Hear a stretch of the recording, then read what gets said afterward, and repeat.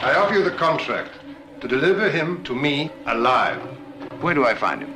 He's to be moved across the border and taken to an army barracks at Zimbabwe. And you want me to intercept him and deliver him to you? Correct. Julius Limbani is alive. I don't care. Yes, you do. I'm finished with all of that. I'm getting too old. And by the way, so are you. I've got Ray for Jarvis. Good. You haven't got Sean Finn. Alan, what?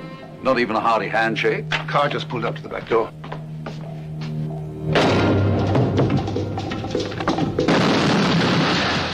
Sean. Sean Finn. How are you, Peter? Why would you be looking for me? With Tiger, age 42, sir. 12 years in the Black Watch, rank of sergeant. Blake, Jesse. Donaldson, sir. Whitty, Arthur, sir, age 43, medical orderly. The countdown has started for the Wild Geese, 50 steel-hard mercenaries. They train like dogs. They fly like birds. They fight like jackals. Now, Limbani's being delivered tomorrow night.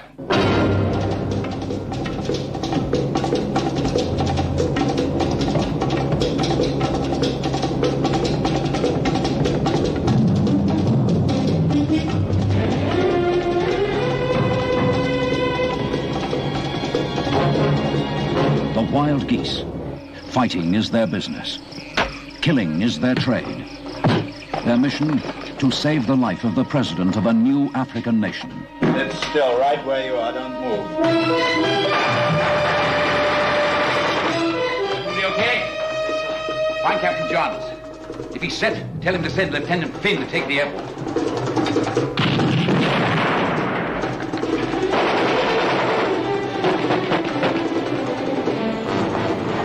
Whites have carried you people on our backs ever since we came to this country. You need me to save your miserable black life right now, don't you? Then you may need me to save yours. We need each other, white men. Hey,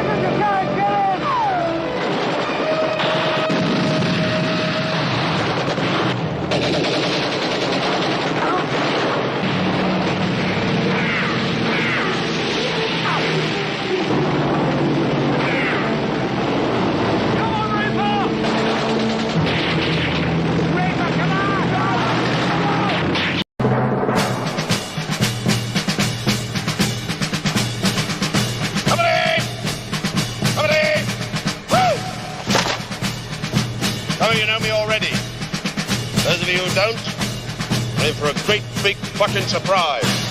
Those of you who do can expect an infinitely more horrible time than they care to remember. Any man...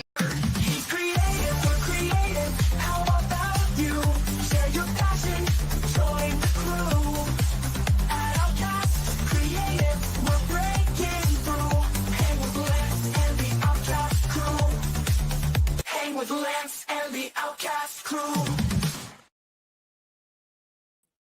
Actually, he had to sign a contract to state he would be sober for the entire shoot, and he did it.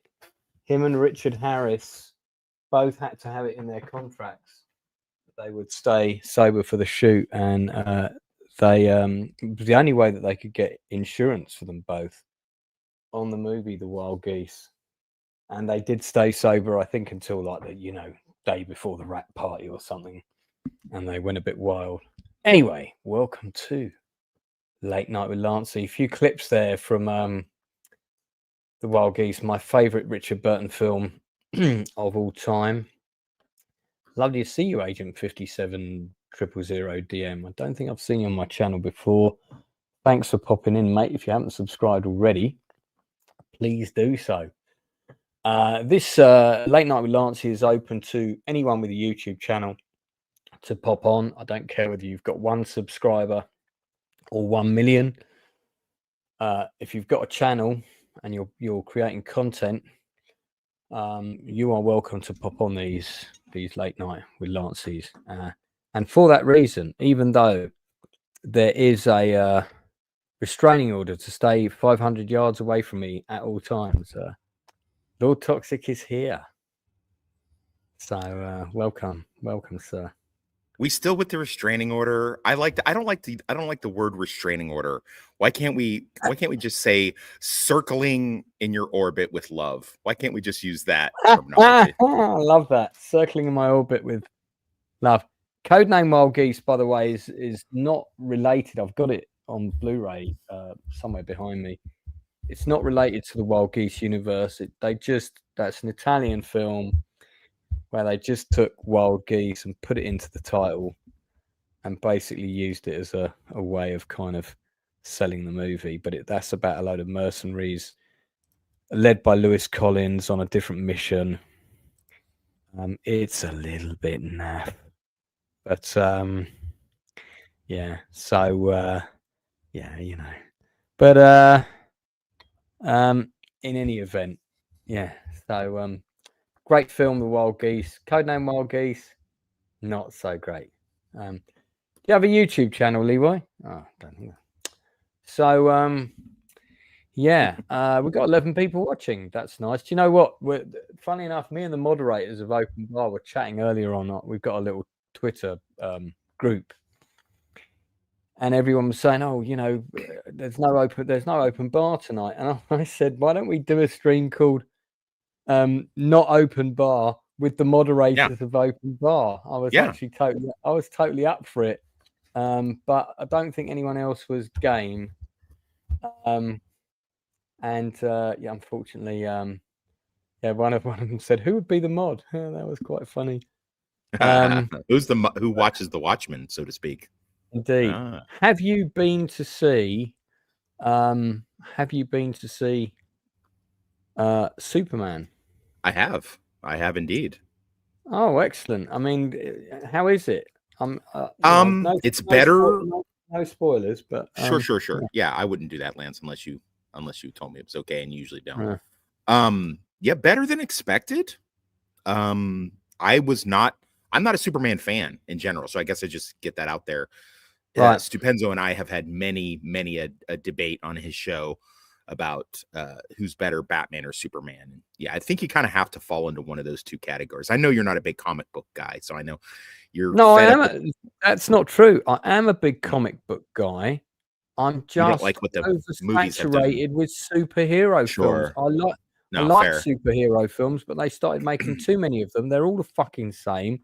No, you're right. I was just like, oh, how many big CGI battles do I want to see where people aren't really going to get killed and nothing's really going to happen? And right, or they get brought back if they do get killed. And, it just got so boring. So I am a big fan of comics and stuff, and I like the early X-Men films. I like X-Men 1 and 2. 2 I think is my favorite. And then I liked the Marvel stuff. I really like Captain America Winter Soldier. I thought that was a great movie with really well directed action that felt that there was risk.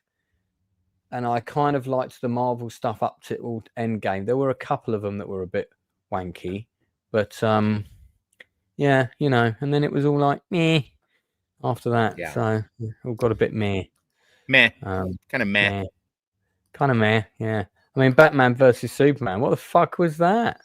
Well, you have to see. To be fair, they trimmed it down to try to fix it because their early testing didn't go good. And so, if you see the director's cut, it makes a lot more sense. And I found it to be a great film.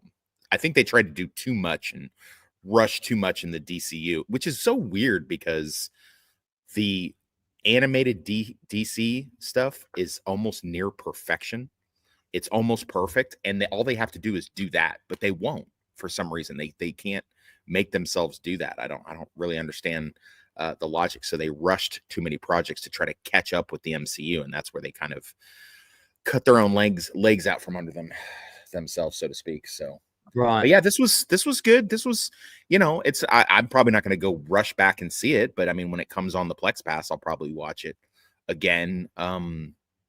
May do go watch it again if the girlfriend wants to take the kiddo to it. He's more of a dinosaur fan, so I feel like that's probably what's going to happen. But He may pick Superman instead, and if he does, I'd be okay with it. It might be worth a second glance. Some of the performances weren't great.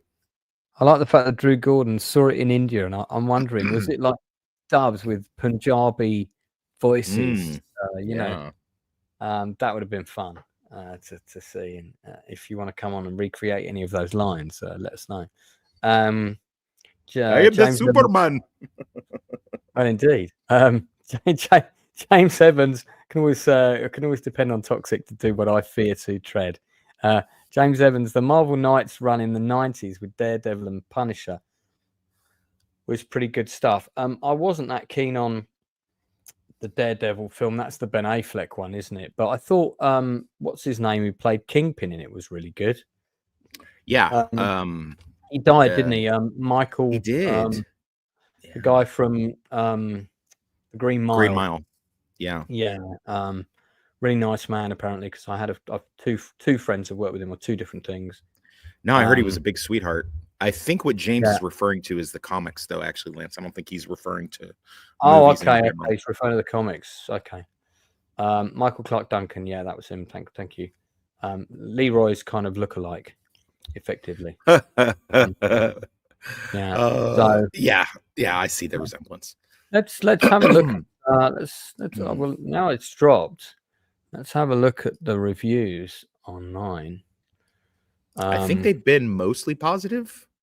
By the way, it's absolutely Betty Swallock's weather over here.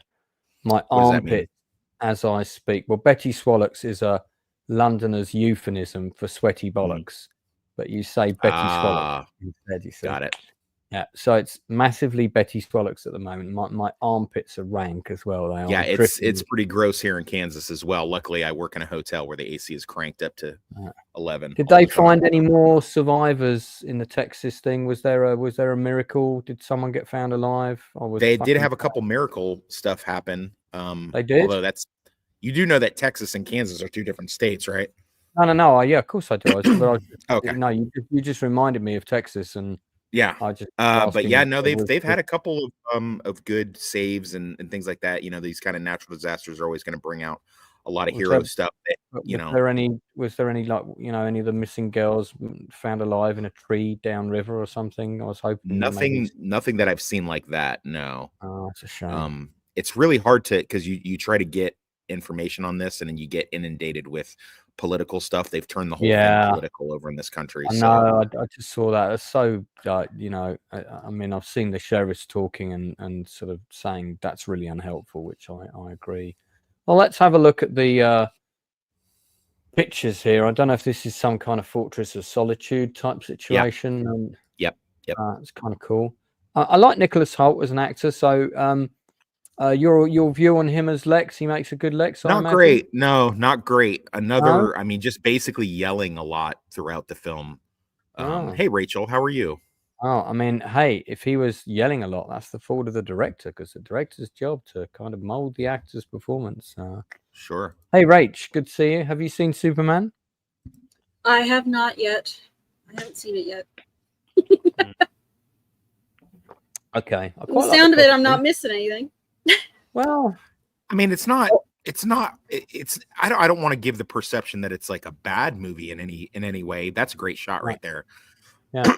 That is a great shirt she has on. That is really good shirt. I like that. Yeah, I like the 3 buttons are key, I feel. Yeah. It's good we're back to those important minutia detailed description topics. Those details are Tuesday. They make your movie. They really do. So Rachel, do you want to comment on the bulge ratio on Superman's costume? Is that sufficient for you, or do you feel it could be a bit more Superman? He's fine. It's fine. Okay. He's not the Superman I wanted to see in this, but Yeah. I quite like the costume, actually. I have to say, now I've seen it properly, I quite like it. It's got sort of it's okay. It's not my Okay. Who's this? This is Wigman and Hawk Girl and that's Green Lantern. That's Green Lantern, Guy Gardner, Green Lantern. Oh yeah, because he's got the green ring on. And the Hawkwoman I've seen in the comics, right? She's Hawkwoman. Yeah. Yeah, I like. I mean, she looks good. She looks like the comics. I like the helmet. Yeah, no, she does. And is this is Suntan Man? Who is this on the right? Yes, that's exactly right. It is Suntan Man. It is exactly. It is Suntan Man. Really? Yeah, that's oh. No, don't do that to him. Who is that on the right?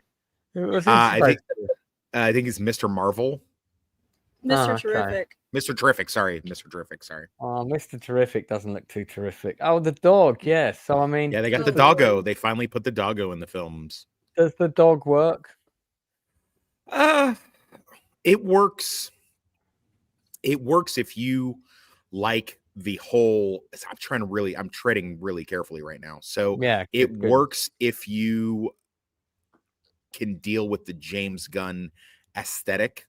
If you've been a James Gunn fan, which you are not, and you don't like the MCU, but James Gunn made sure to put the doggo of the MCU in his Guardians of the Galaxy latter 2 movies and the Christmas special. So, you know, if you dig that kind of thing that he does, and it's cheeky and funny and stuff like that, if you like that, then you'll enjoy it. But if you find it to be corny and formulaic or just whatever, then you're not going to like it. So my understanding of the movie is it's not a setup movie. Like they haven't done a complete reboot. It doesn't spend like an hour setting up Superman. It's more straight in with a Superman adventure. Is that right? Yeah. He gives credit to the audience that they already know that he came from Krypton. He grew up in Kansas.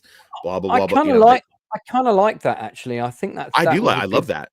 Yeah, that was a good decision. How many times do we need to see Peter Parker get bit with a spider? How many times do we got to see, Batman's parents get killed? How many times do we have to see baby? You know, everybody knows this. These have been out for a long time. Everyone knows this.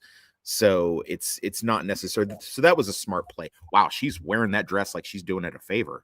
I was like, that's interesting that dress is basically the newspaper in the movie. Yes. If you look at it. Yeah, interesting. Rachel sounds like she's dying. I don't know what's happening. Sorry. So clearly Rachel is a fan of the dress. Do you wear a lot of newsprint dresses? Let's have a look at these. I do like all the movies are doing this now. We're going to do this for the Magnificent Seven play. Oh, this will interest you, Leroy. So my play is now. The tickets are on sale. It's October, so you Americans have got time to sort of organise a group social trip to come to London to see my play. We all of us that want to come visit you got all our friends in the UK. We've all converted to Islam, so we're just learning explicit texts from the Quran, and we pretty much we'll all be over there because I mean, obviously the UK is very inviting to that. So we should be able to get there en masse pretty soon. Excellent. Well, good. I mean, it's a very Islamic friendly play. I mean, is it? Fucked if I know. It's a good play anyway. So we've now got tickets on sale for this. We've already sold some actually, and it's in October. So I'm looking forward to a large contingent of Americans arriving on the Saturday night to come and see the show. But yeah, I've got 6 shows. I'm already learning my lines because I'm playing John Sturges in the play. So I'm doing 2 different American characters and I'm doing 2 different American accents, but it's really supposed to be one character portraying another. So he's trying to do a different American accent. Talk about complicated. So my main accent is that I've chosen this Texan.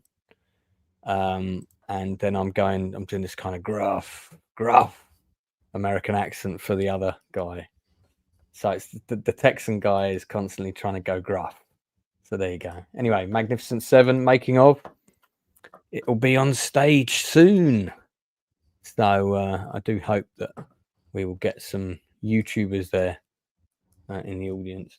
So these posters, we're going to do 7 of these when we've got our 7 cast members. We're going to do like 7 posters for the 7 different actors and 1 for the girls. So there'll be 8 altogether. Who is this in the movie? What is her name? I don't recall. She's one of the bad guys that Luthor brings in. I'm sorry, I'm horrible with names. Let me pretty good actress though. I will tell you that. I did like it. I like let me be careful. I mean, she looks good. She's committing to the role. Yeah. She looks like the ex-girlfriend of a girlfriend of mine. Okay.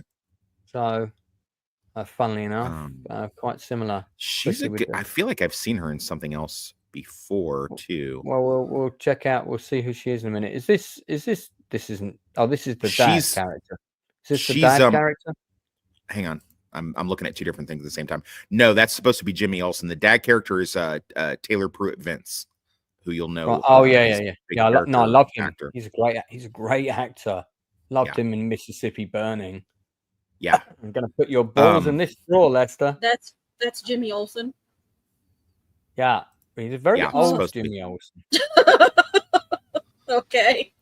The girl from the previous slide is I'm gonna butcher this name. She's Maria Gabriela de Ferreira, and she plays the engineer. So the basic premise of a lot of what Luthor tries to do is he enlists a lot of robot and tech things in order to go go after Superman and some cloning type stuff. So without going too far into the plot. All right. So basically, this is Jimmy Olsen, the granddad years in the movie, or he's a member of the YMCA. I mean, one of the two. Yeah, possibly both. Yeah. Sure. That's a tash and a half. Do you know what? I like this actor. I do like this kid. Seen him in quite a few things, and he's always pretty good. Hang on. So this is Jimmy Olsen. You're fucking with me again. So who is? No, this I'm not guy? fucking with you. That's Dean. His character's name is Dean Farr. No, wait, no, go back. The other slide.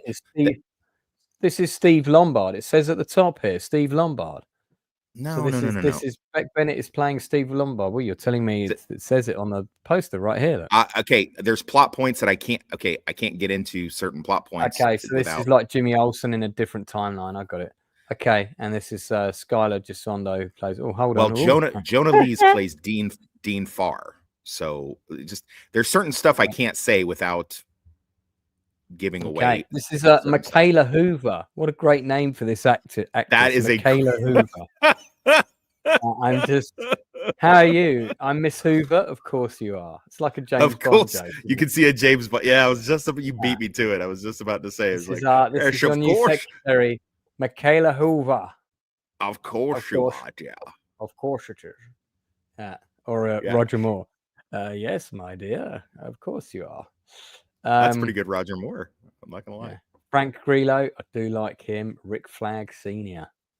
Sarah Sampade, representing. You're giving people a false sense of. So I'm gonna put a disavow here.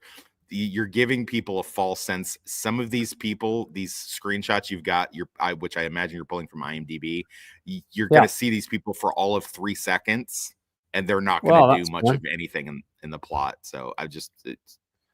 As Mr. Terrific, glad we clarified that character.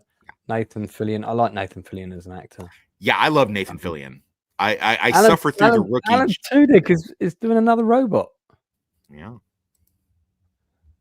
Has he got that in a contract with his agent? Like, can I do more robots? I think it's because Alan Tudyk he's such a great voice actor. I think that's why they put him in a lot of these. Well, also doing voice work is great because the call time is not so early. You get up, you don't have. Yeah, but don't you have to wear all that mocap gear and stuff? That depends. Not necessarily because I've seen him in behind the scenes stuff and like the Star Wars. Maybe he did it, but they could have actually just had some stunt person do that, and he could have just voiced the character. Yeah. He usually does it himself. No, he does. To be fair. Yeah. So Hawk Girl's great. Hawk Girl going in for the Percy Smooch there. Yeah. I will tell you this. So, without giving spoilers, I'll tell you this: best Lois Lane I've ever seen. Excellent. maybe, I mean, I'm unabashedly a fan of Lois and Clark, the TV show. I think that was a great TV show. I used to watch it when it came on in the 90s. Just because it was, it was just cute. And I always thought Terry Hatcher was a great Lois Lane. It don't give plot point, Drew. Don't give plot points away. You're gonna see. Now this is what I didn't want to do. No plot points in the chat. Yeah, but don't have Drew, to pick out anyone. Don't have to. You got to be careful. Anyone. Yeah, you got to be better careful than Terry Hatcher. Terry Hatcher, nightmare to work with, by the way. Is she really? No, that's sad. I never heard that. That's not really a surprise. Have you not? Really? Well, I mean, surely you can tell from the huge repertoire of different work that she's done. I mean, Terry Hatcher was it in the 90s. She was it for a while until she became, until she thought she was it. And then once people think they're the shit, then they start causing problems. I had a huge crush on Terry Hatcher in the 90s. Her and Pierce Brosnan on the Bond movie fucking practically didn't speak to each other. Really? So that's how well they got on. Yeah, that's well known, man. Google it. So we'll Google it. This is an interesting face costume. I mean, this guy's rocking Superman. I think he's got the look, isn't he? He's doing a good. He's not the problem. I don't have a problem with him.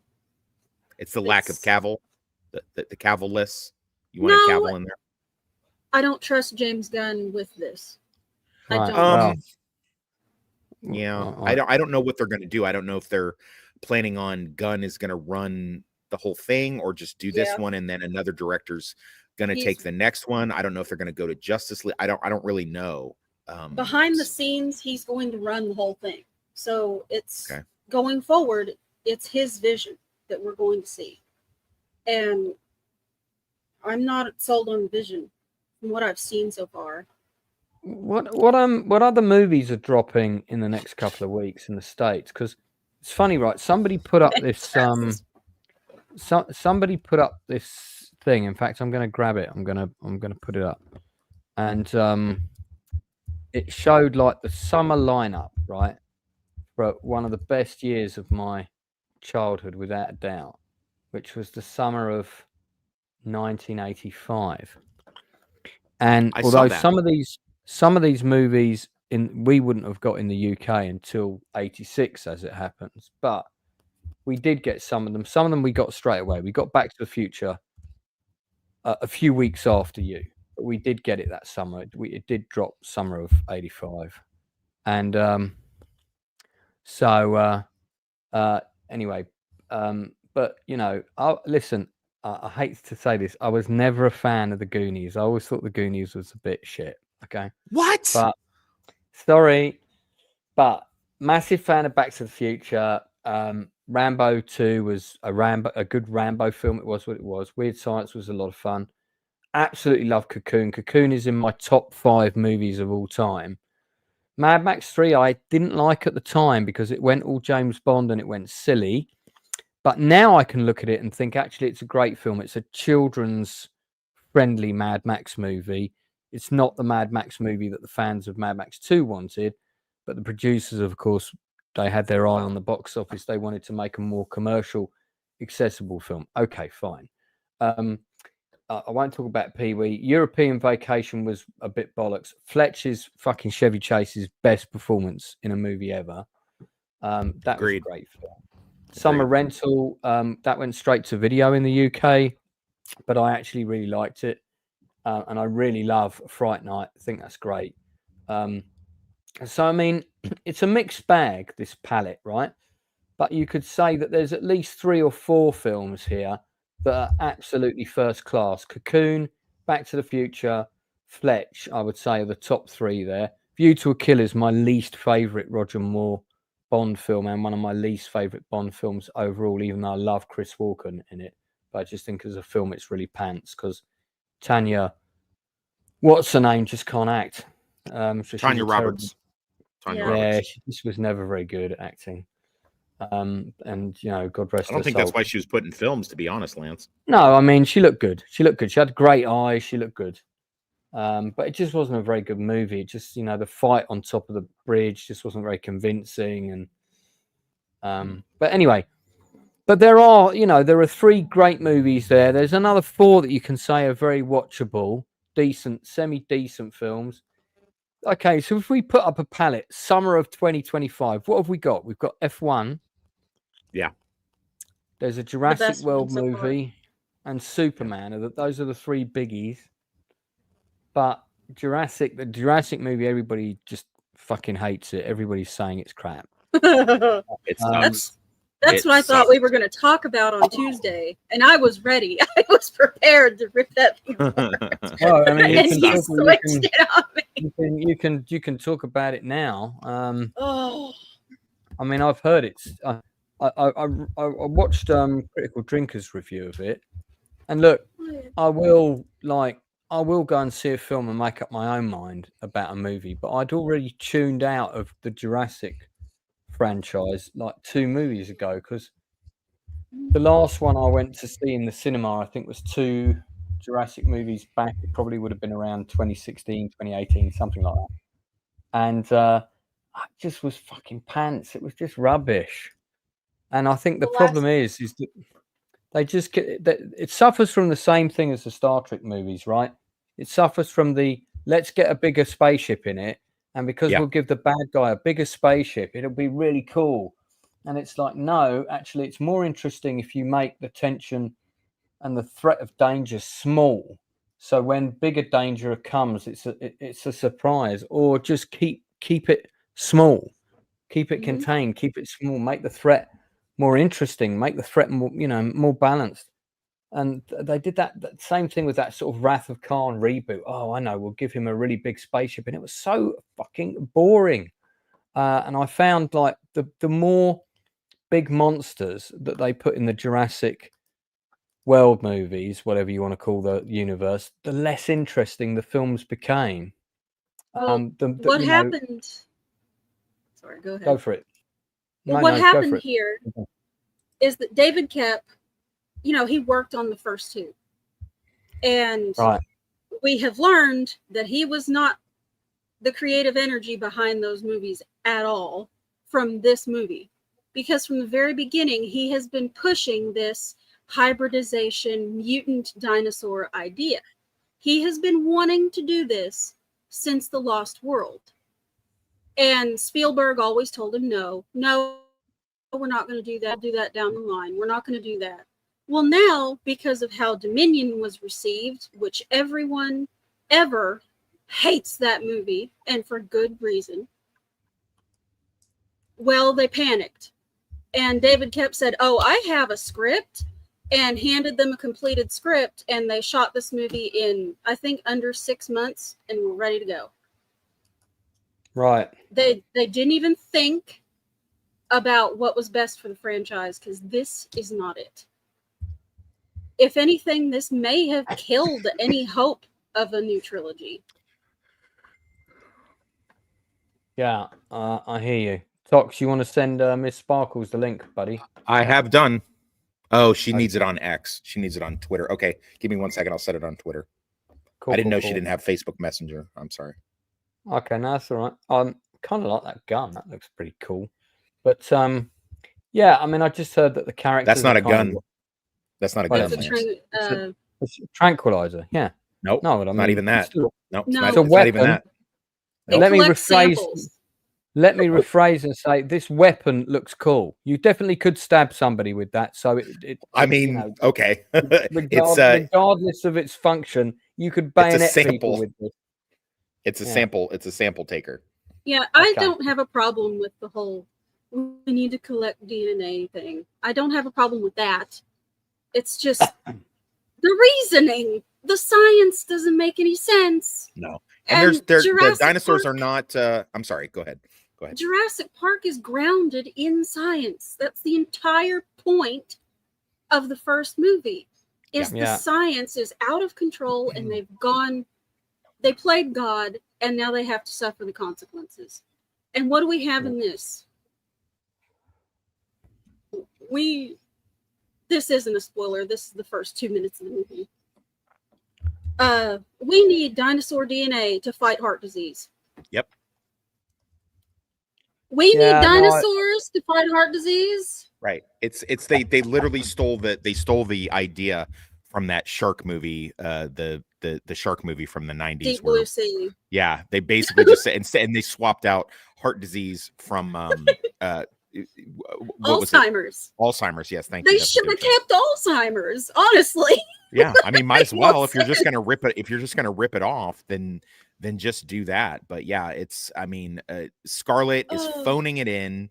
I mean, she still looks good, but I mean, like, there's nothing in this plot that makes any sense. They have this whole supposed to be scary scene with the boat is got to go into shallow water to escape the water dinosaurs, and then it's like, get off the boat, and then the boat crashes into the land and he just jumps off the boat. So why did everybody have to jump off the boat and jump in the water to become food for the dinosaurs? It's like, why are you turning your back on dinosaurs? Like, people are it's like they go in hey, this is the scariest dinosaur place that has ever been a dinosaur place, and everything in it will kill you as soon as you get a chance. And the same person who says that will turn around and turn their back on a dinosaur and just be like, yeah, I'm sure everything's fine. I'm sure nothing will happen to me while my back is turned to this, flesh-eating dinosaur. Then they suddenly get eaten. Yeah. There's not a single surprise in this movie. Not one. They didn't even manage one surprise. You got people in the green room, boss. Yeah, people are waiting. Thank you, buddy. People are screaming to come in. Incoming. Critter Kingsford is here. I understand you're sending out invitations to a lot of the women, but you got me. Yeah. So buddy. I mean, I don't know. We might have to keep it at 4. So when Miss Sparkles comes in, I mean, unless you're going to come on camera in a bikini, give me 5 minutes. Okay, cool. All right, excellent. That's what she said. It's got to be neon green, like the mankini that Borat wears. That's the look that's the minimum look we're looking for. I apologize for interrupting, but I do remember reading when number 3 was coming out how they were playing around with that genetic human dinosaur hybrid, because I know that there was some information just thrown out, the reality of it. But I remember reading like they were going to go in one direction, and obviously it got kiboshed, and then clearly they went with more genetic engineering in the Rebirth one. But I don't know how good it would have been if Scarlett Johansson, or back in number 3, if not Jurassic World, Jurassic Park 3, if they had genetically altered human and dinosaurs, how that movie would have played out. Because I know there was these leaked images of Scarlett Johansson turning into a dinosaur. That was all AI. Yeah. I'm just saying that they were playing with that idea way back when, but you clearly have more better information on what went down. Because as soon as this was announced, this franchise it's special to me, and I keep seeing them screw it up. Like, I thought you could not get worse than Dominion. I didn't think you could get any worse than the main plot of the film being locusts are eating all of the grain. I did not think you could get any worse than that. But somehow they managed it. That was not the goal, to make a worse movie. And Lord. Jurassic turd. What can we do? So there were good moments. There are good moments. But There's if your plot is stupid, if your plot's dumb. The plot is dumb. The plot's very, very dumb. There is a couple decent moments. I mean, it would have helped if Scarlett wasn't phoning it in. She's supposed to be the big dramatic lead in this. I heard somebody say, I think maybe on Open Bar or maybe somewhere else, that she can't seem to pick a lane. What she wants to do. Is she the heartless mercenary with a heart of gold, or is she the stoic professional? It's that's the writing. Yeah, listen, and Hollywood, Hollywood, I'm going to tell you, if anyone from Hollywood is listening, stop making women special forces operators. There's no such thing. It doesn't exist. Make them something else. Make them a CIA assassin. Make them, like the TV show Lioness does it really well, because they have a whole special designation for women who operate in that way. Do that. Quit telling everybody that women are green berets and stuff like that, and then they have PTSD, and then worse yet, don't show it. There's women medics, there's women MPs. Like, you know, you're gonna lose a whole gamut of audience because they're just, I like seeing hot chicks with a gun. I like it. It does a lot for me. But just stop trying to sell me this narrative. You know, I'm not interested. If they would have just flipped her, if they would have flipped her with Jonathan Bailey and made her the paleontologist and him the special forces guy, right? I would have believed she could have sold that. Yeah, she could have sold that. Well, I was going to throw out Jurassic Park Lost World. She could have been like a big game hunter tracker person, but then I think that's a better idea, having her be the scientist. But I mean, if you want to make her the quasi girl boss, then she could have been like a really experienced hunter who's done hunting everywhere, just like that character. I can't think of his name from Dragonheart and World. Before we go any further, I obviously need to welcome Miss Sparkles to the Outcast Creative for the very first time. You're most welcome. Hi. You don't have to be on camera, but I can see I've already gained 5 subscribers in the short time that you've been here. So feel free to stay on camera if you wish. I couldn't find my headphones, and they're like, these ones are kind of gaudy. But yeah. Okay, you find your headphones. Let me say something about that character. So that character should have been the daughter of Bob Peck's character from the first movie, who was the big game hunter, and what a great actor that guy was. But I noticed in that shot with her briefcase, it almost looks exactly the same as the Joe 90 briefcase from the TV series by Jerry Anderson. Joe 90, if you guys have seen it, about a child secret agent. You can get this special spy briefcase. It actually was a toy. It's worth a shitload of money if you can get your hands on one now. And yeah, it looks exactly the same as the Joe 90 briefcase. Did you see the article with her complaining about the male gaze? Now she is scared of the male gaze. Yeah, you guys talk about that. I said, send it my way. Then I'll take the male gaze. I'll take it from her. You got it, hey, baby. You got Drinker it. All day long. Drinker addressed that. He did a really good. Drinker did a really good video on that. He did do that. Yeah. Proper on video about how bullcrap that whole argument is. Her whole career is based on her being pretty. She's not even a good actress. I mean, she's had good roles. I don't like her. I've never liked her. It's a tradition in Hollywood, and indeed the film industry as a whole, that stars who get contracts for big films and play leading female roles, most of them tend to look pretty good looking, unless you're as good an actress as Kathy Bates. Then you're leading femme fatale, or your leading damsel in distress tends to be an attractive lady. That's just just as the leading men tend to be hunky leading men. I mean, it's fucking cinema. That's how it works. Right. There's nothing wrong with that. No, there's nothing wrong. It's escapism. You want to watch a film where you think you could get that girl or you could get that guy. Right. Well, one of my first tweets on Twitter was that went kind of viral, was that I said that I don't watch TV to look at ugly people. If I want to go and look at ugly people, I'll go outside instead of bench watch. I'll go to Walmart. I'll go to Walmart any random afternoon. No, you need to earn being on my TV. You need to be at least attractive. I mean, who wants to stare at ugly people? But that's just Tox, by the way, could you quickly do a post on Twitter saying Outcast Creative Late Night Show now featuring stunning blondes, 2 women on the chat, sort of thing? If you want to, I mean, definitely, I can do that. Post that. I see what they're using us for. I see what I might get a couple of extra subs. I've never heard your voice before. Yeah, I know. I wanted to throw out there, you want to knock Scarlett Johansson for being a bad actress. I think the one film I really kind of liked a lot was Under the Skin, where she played that alien where she kind of kills a bunch of people. Lance, I've been meaning to ask.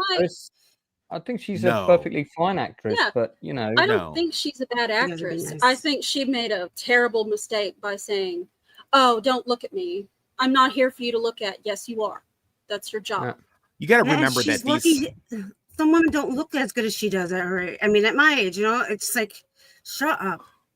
You kind of look like Oh, Scarlett hey, Johansson. Miss Jen, Sparkles, so- you look pretty similar in this. That's what I picture was here. gonna. That's what I'm saying. She kind of Look, looks like if you Scarlett. just turn at that angle and put the hair down Do the it. shot, You're lying. shoulder, Don't lie to me. I'm not very as hard hard to as- tell. No, Very No, hard we're to tell serious. the Don't lie to me. difference. No. So serious. I'm so serious right now. No, but you know what? I've been meaning to ask you so long, Lance, and I keep forgetting. Thank you, Critter, for bringing this up. Did she Go do for the it. accent?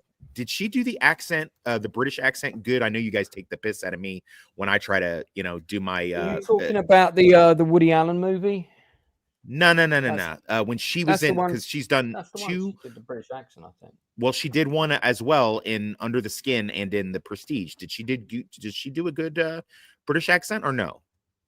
Believe it or not, I've never watched The Prestige. Holy shit! Such a good movie. Not That's because she's in crazy. it. It's one of those ones that I just haven't seen. Wow. And everybody keeps saying, "Oh, you must watch it," and I'm like, "Okay, I will." And it's on. I've got a list of movies, not as long as Drinkers. It 'cause I stays have in my watched top both 5. films. I It was just stays about in my top 5. to give spoilers. Are you gonna watch it? No, don't Okay. spoil it. No. No, Don't people are- spoil it. People are Well, going, Spoil it. "Miss The Sparkles ending's the is best part of the very movie. excited in the chat." I've heard You'll hear. I've heard about the spoilers, and I still want to see it eventually. So Okay. You haven't seen it Lance and I either, have not Critter. seen it, but even though I know the spoilers, I still want to see it. Oh my I'm god. coming on for a bit because it feels There's a unfair that handsome Miss devil. Sparkles- Miss Sparkles is the only one on camera. Feels a little bit unfair. It's my channel, so I'm. Let's go. Leroy, Yeah. calm down in the chat, man. Seriously, I mean, you can pay the lady a compliment, but you can't ask her to marry you in the same chat.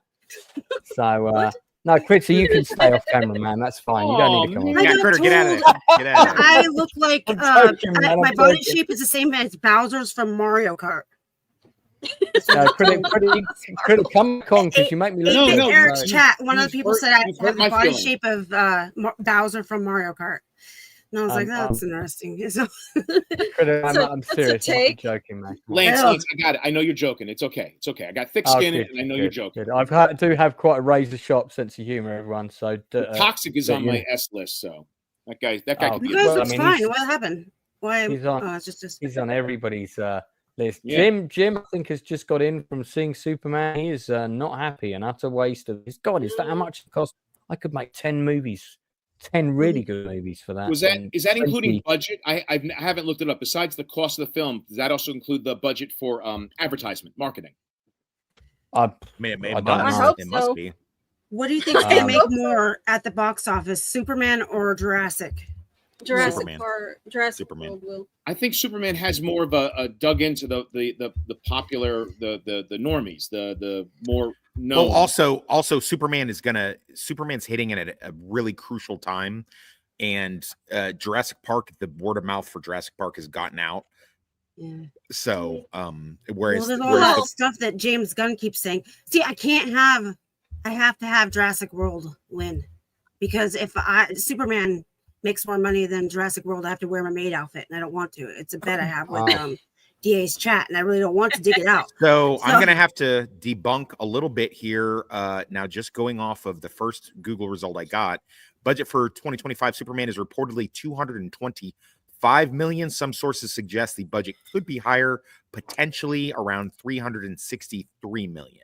If it's Sorry if you guys can hear And them then moaning there's- outside. I think I have the same over AI overviews. I think they say 200 million for marketing, which I think marketing screwed the film over, because what I'm hearing is that the marketing was misleading. And I'll admit there's still a divide about whether or not the film's good or not between, right down the middle. Some saying it's shit and some saying they really liked it. But yeah, I think from that first comment, you're looking at $500 million, and I don't know. Maybe they'll make it all back and break even.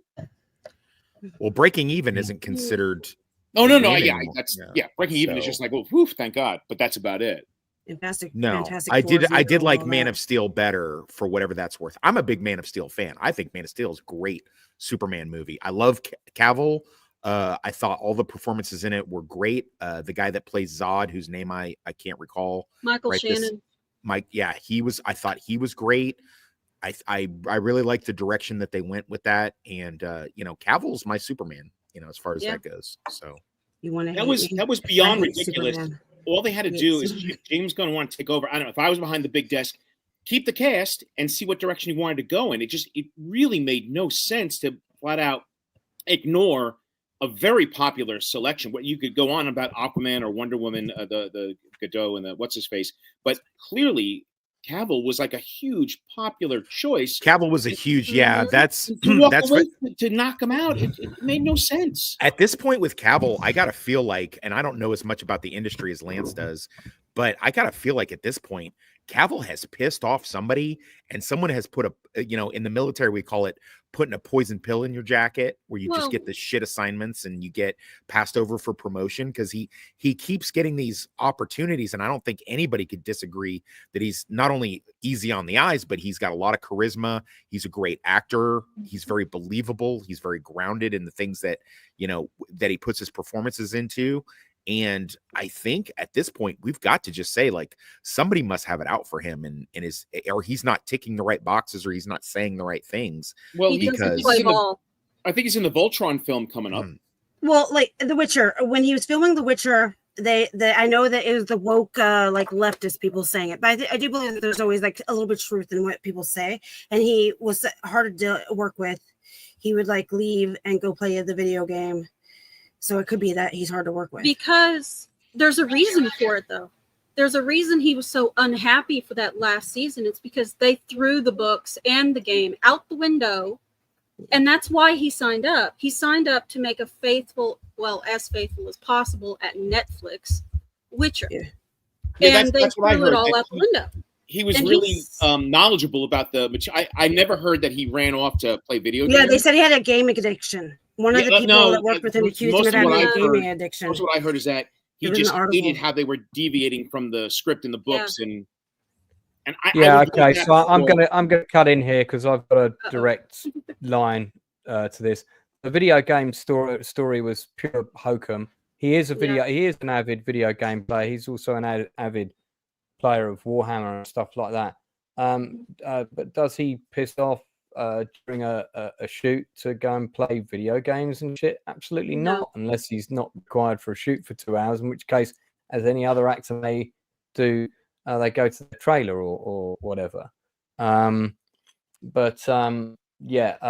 story was at the end of the day, you know how it works in politics. It's just the same in the film industry. People put out different stories to discredit people. There was a pretty big campaign to there was an actor who was accused of various allegations. Sorry, my computer freaked out. I'm sorry. That's all right. Called Noel Clarke. And Noel Clarke had come from the street, effectively, come from working class, black actor. He'd done pretty good. He had a production company called Unstoppable, which the name would turn out to be ironic. And he was producing, he was directing, he was acting, he was writing. He'd made 3 or 4 pretty successful feature films, a couple that weren't so successful. He won a couple of BAFTAs. And then this newspaper did a hit piece on him with these allegations from these women, 5 or 6 women across the years. Right. Now, so he went to the police because he wanted to refute the allegations. And the police didn't interview him once over any of the alleged crimes of which he was supposed to have carried out. Now, whether they were true or not, I can't say. I wasn't there. But the thing is we have courts of law for a reason, right? This is why we have courts of law, and without law, it's all just hearsay, and it's become a bit of a thing now. Not just in the film industry, it's just become a bit of a thing that people like to destroy people's careers by just putting either out a story or, and often the story is bullshit. There was another actor called Ed Westwick. This was part of the whole fallout of the Me Too thing. And I can't remember the full details, but he had 2 or 3 allegations against him, all of which turned out to be completely fake. There was nothing to them. Nothing was substantiated. He might have kissed a girl in a nightclub, one time when he was out having a good time, and she thought, oh, that meant they were going out, and, it didn't amount to anything. And so she was rejected. So she decided to say, oh, he assaulted me. It was that kind of stuff. And as a result of those allegations, which were completely unsubstantiated, they all turned out to be bogus. had 2 television contracts cancelled, and his career was cancelled.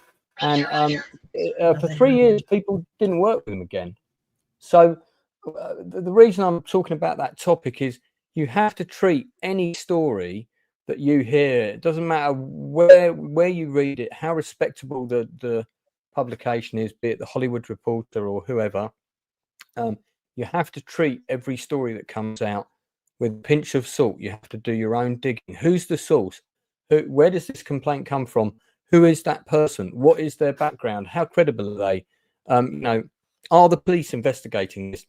If they aren't investigating it, why not? Does that mean there's no evidence? Well, if there's no evidence, there's no crime, etc. Now, I'm sure Henry Cavill has made a few enemies along the way. The article was by women that worked with him too. Yeah, it was a. Right. I thought that's what you're talking about. Yeah. It was a hit. A-list actor. He's an A-list actor. He's one of the most desirable men on the planet. There's a lot of women that would like to be with him, and that breeds a lot of jealousy. And that means that there's anyone who stands on the parapet of the castle, people are going to throw apples at that person and try and knock them off. It's happened to every A-list star that there is. I mean, we were all just having a bit of a bitch about Scarlett Johansson only 10 minutes ago. We're guilty of doing it ourselves. So I'm just pointing out the irony here, I don't think my sources, I made it the fuck up 99% of the internet. I was going to say, a lot of times why would the internet lie to me? They'll say it's a source close to it, or a friend of a friend, or insiders. Well, it's a woman that was working with him. Yeah, and it's never, they never, for the most part, they never put their name on it. Like, they never come out like, I saw Henry Cavill kick a puppy. Yeah. Henry Cavill has a great quote that he put out during that time when he was, they attempted to actually legitimately cancel. He put out this great quote, and I love it. I use it all the time. It is, if you have a problem with me, pick up the phone and call me. And if you don't have my number, then you don't know me well enough to have a problem with me. Yeah. Yeah. And I remember when they tried to make a big deal out of him saying that he had a hard time asking women on dates because of the Me Too movement and stuff like that, or something like that. And I remember they made a big deal out of that. If they tried to make it out like that was a bad thing. Yeah, which I understood where he's coming from. I have that means boys, that he's a creep. Yeah.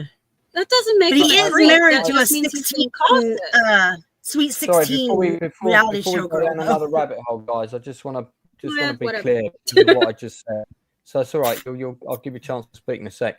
I just want to say, following up Leroy's comment here about Cosby and R. Kelly and so on, and obviously P. Diddy's had some allegations against him of he's been found guilty. I'm not discrediting those people, the victims that have suffered as a result of those men, and there are others out there who haven't been caught yet. And since time immemorial, people in positions of power, both men and women, have abused that power. It goes on. I'm not saying it doesn't go on.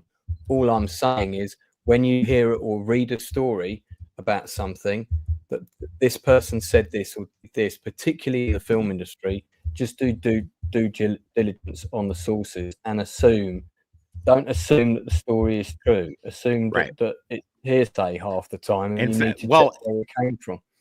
Because there were a lot of people that there's a lot of people that rightly went down. I mean, I already knew everything. I'd heard all the stories about Harvey Weinstein before any of that went public. That was known in the industry for a really, really long time. Everybody talks about it. It was widely known. So he deserved to go down. He got everything he deserved. I didn't know about Bill Cosby, but I'm not tuned into, because Weinstein was in Europe a lot. Bill Cosby was not. So I'm not tuned into that grapevine at all. But there were a huge number of people off the back of that whole period. Their careers were destroyed. They never recovered, and they did nothing. Did nothing. Right. Right. So like they looked at somebody went after them. Yeah, they looked at somebody wrong, or they were a little too pushy in approaching somebody, or anything. They were calling people out for anything. Pixar. John Lasseter was a hugger, and that freaked people out. Yeah, I mean, that's. I mean, yeah. Well, when Pixar was taken over by Disney, half the staff left, and we know where that was. They were just looking for an excuse to get rid of the thing with Russell Brand is an interesting one, because I know one girl who dated him. She worked on a stage production that I directed, and I know two other people that have been in his orbit. You know, and yeah, he had a certain reputation, but it wasn't a sleazy reputation. It was, you know, he's a bit of a philanderer, he's a bit of a player. But there was never any stuff about him forcing himself on people or anything like that. Nothing like that at all. You just knew that he was a playboy, basically. He was a player. Everybody knew he was a player. If you go out on a date with Russell Brand, you know, you know he's probably going to make a pass at you. This is not a surprise. So we'll need to see, you know, how much actual proof is there that he really did anything. I doubt there is any. And the timing of it with his political involvement in certain things was all a bit. Well, yeah, because anyway, when he was an open hedonist, drug addict, you know, philanderer, you know, he's just running around doing crazy stuff, being a crazy guy. No one had anything to say about him. Nothing. No, but when he became a political pundit and he started to make all these accusations, you know, on his show and have a voice and raise awareness to certain topics, good, bad, or indifferent, whether you agreed with them or not, doesn't matter. That's when all of a sudden this stuff comes out. Come on now, stop it, stop. Like I do not conform to mob justice. There's never. I was in the military a long time, and it would come in waves. And I'm not saying that there are not shenanigans that happen in the military. I've been part of them myself. There's a lot of you know, hanky-panky things that should not go on. But I will say this: every now and then there would be every couple years something in the barracks would happen, and I would tell all my guys, lay low, stop doing what you're doing, don't talk to anybody because blood is in the water. And when that stuff starts to happen, people get upset. Things get misremembered. You know, I mean, I don't know, man. You know, people love the shit out of Harvey Weinstein. He looks like a creep. He talks like a creep. He acts like a creep. But I'll tell you what, he was loved in Hollywood. I can pull up 20 clips right now without looking hard of people up to and including Meryl Streep just loving the shit out of Harvey Weinstein. He was the golden boy, and that getting up on stage and saying, "We love you, Harvey. You're the best and the great. We love you. You're so awesome. You know, thank God for Harvey Weinstein," and things like that. So culture too. And then now she says that she did stuff to her or whatever. Right. So I have a hard time I think what happens is people smell blood in the water. You know, I do that show about the Buffyverse every Sunday, and you know, I'm a big fan of Joss Whedon. I'm a big defender of his. Is it possible that Joss Whedon is an a-hole? It's extremely possible. It's very likely. I don't think that you can be talented in that industry. I don't think without being sort of a jerk. I mean, it would be nice if everybody was just nice, but I don't believe in that because me, myself, I'm an asshole. I am an asshole. Well, I mean, I like to think that I'm pretty talented and not a jerk, but then I'm not at the top of the chain, and that's probably why, because I wasn't. Indeed. I don't think Courtney Cox knew what she was going for when she met Harvey. JG, I don't think that Courtney Cox knew what she was going, you know, because she seemed pretty traumatized when she mentioned. I don't think every woman knew what they were going for when they met with Harvey. Well, I'll ask you this. I'll ask you this since we have two ladies on the panel, and I'm going to say this as respectfully as I can. If you were adjusting the names, Toxic, as well. Carry on. Okay. If you worked at a position, you worked for a company, a corporation, let's say, and you had someone that had done something deplorable to you in the fashion in which Harvey Weinstein has been accused. If 8 years later, after that incident happened, where you were completely traumatized, if that same person engaged you to be in a project and work for them again, would you go and do it? No. Pretty simple answer, right? Yeah. I mean, I've worked for people who have just, you know, aggravated me in some way, or I felt disrespected me in some manner, and I've refused to work with them again. And that's just in a regular, you know, business. That's just a bar or a restaurant, something like that. Somebody that I just felt to be unprofessional or has engaged me for security services or something like that. I don't like the way they do business. I don't go back and deal with them again. That's not to say if there was a situation in which I was assaulted or I was traumatized, or, you know, especially if I was of the fairer sex and I was, SA'd in some way, I certainly would not be re-engaged with them a decade later and say, yes, I would love to be the star of your 2-part Grindhouse flick. Yes, that sounds lovely. Yeah. I mean, well, Weinstein, I'm just going to say the stories about him were very well known. We heard about them in the 90s over here. But, he was an extremely powerful individual. Now, there's another way of looking at the thing you just said, which is, okay, you're an actress, you're young. This is pre-social media.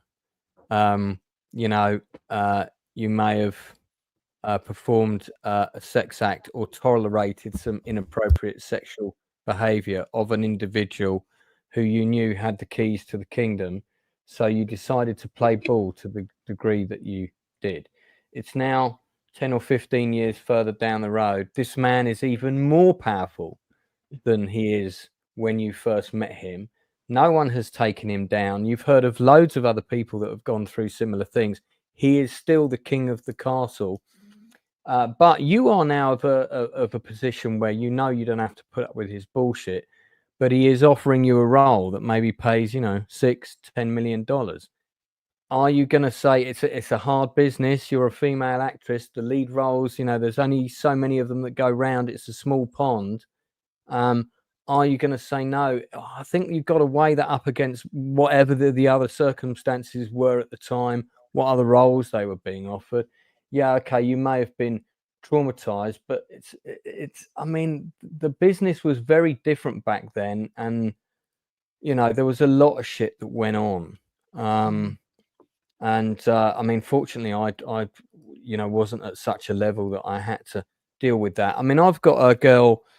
I know her. She's a mate. We've met socially, and I was on the phone to her yesterday, and she's up for a part in my Magnificent Seven play. She's up for playing Rosenda Monteros, and but she can't do the main audition day, which is on the 20th of July.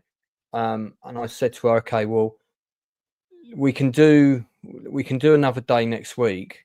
You can come to me and we'll do the audition in my office. And I said, but I need to check that the producer's free, and I also want a production assistant here, because even though we know each other and we're friends, I'm still not having you accidentally one day say innocently at a dinner party, oh yeah, I went round to Lance's house and we did a casting session. It was just me and him, because that will just sound dodgy. It doesn't matter that we're mates and we know each other and it's all cool.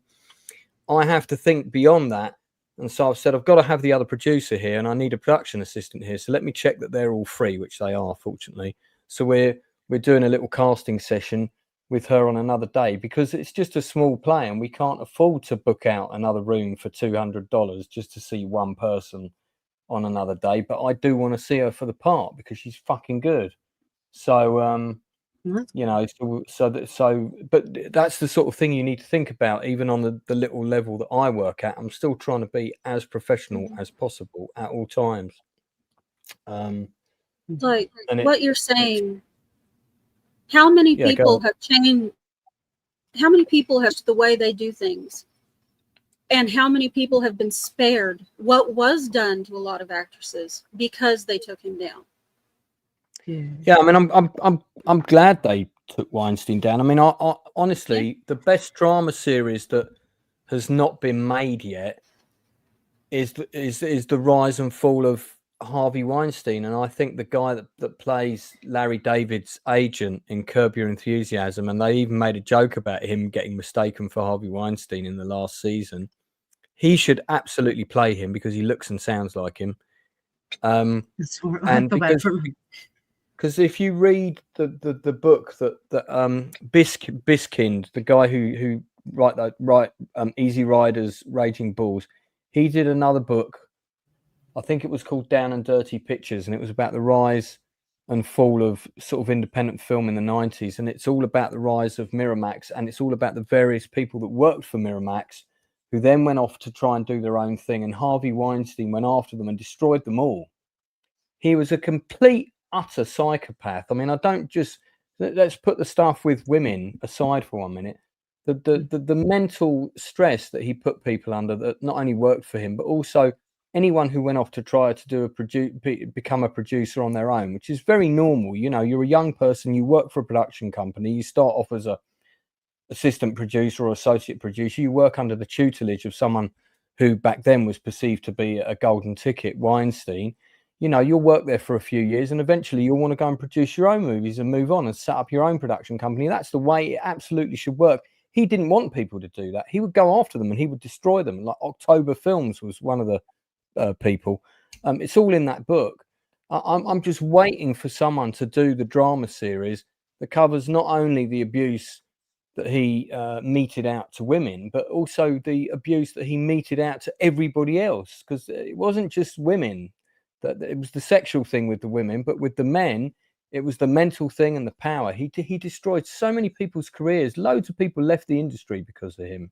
Loads. I mean, you're talking dozens. Yep.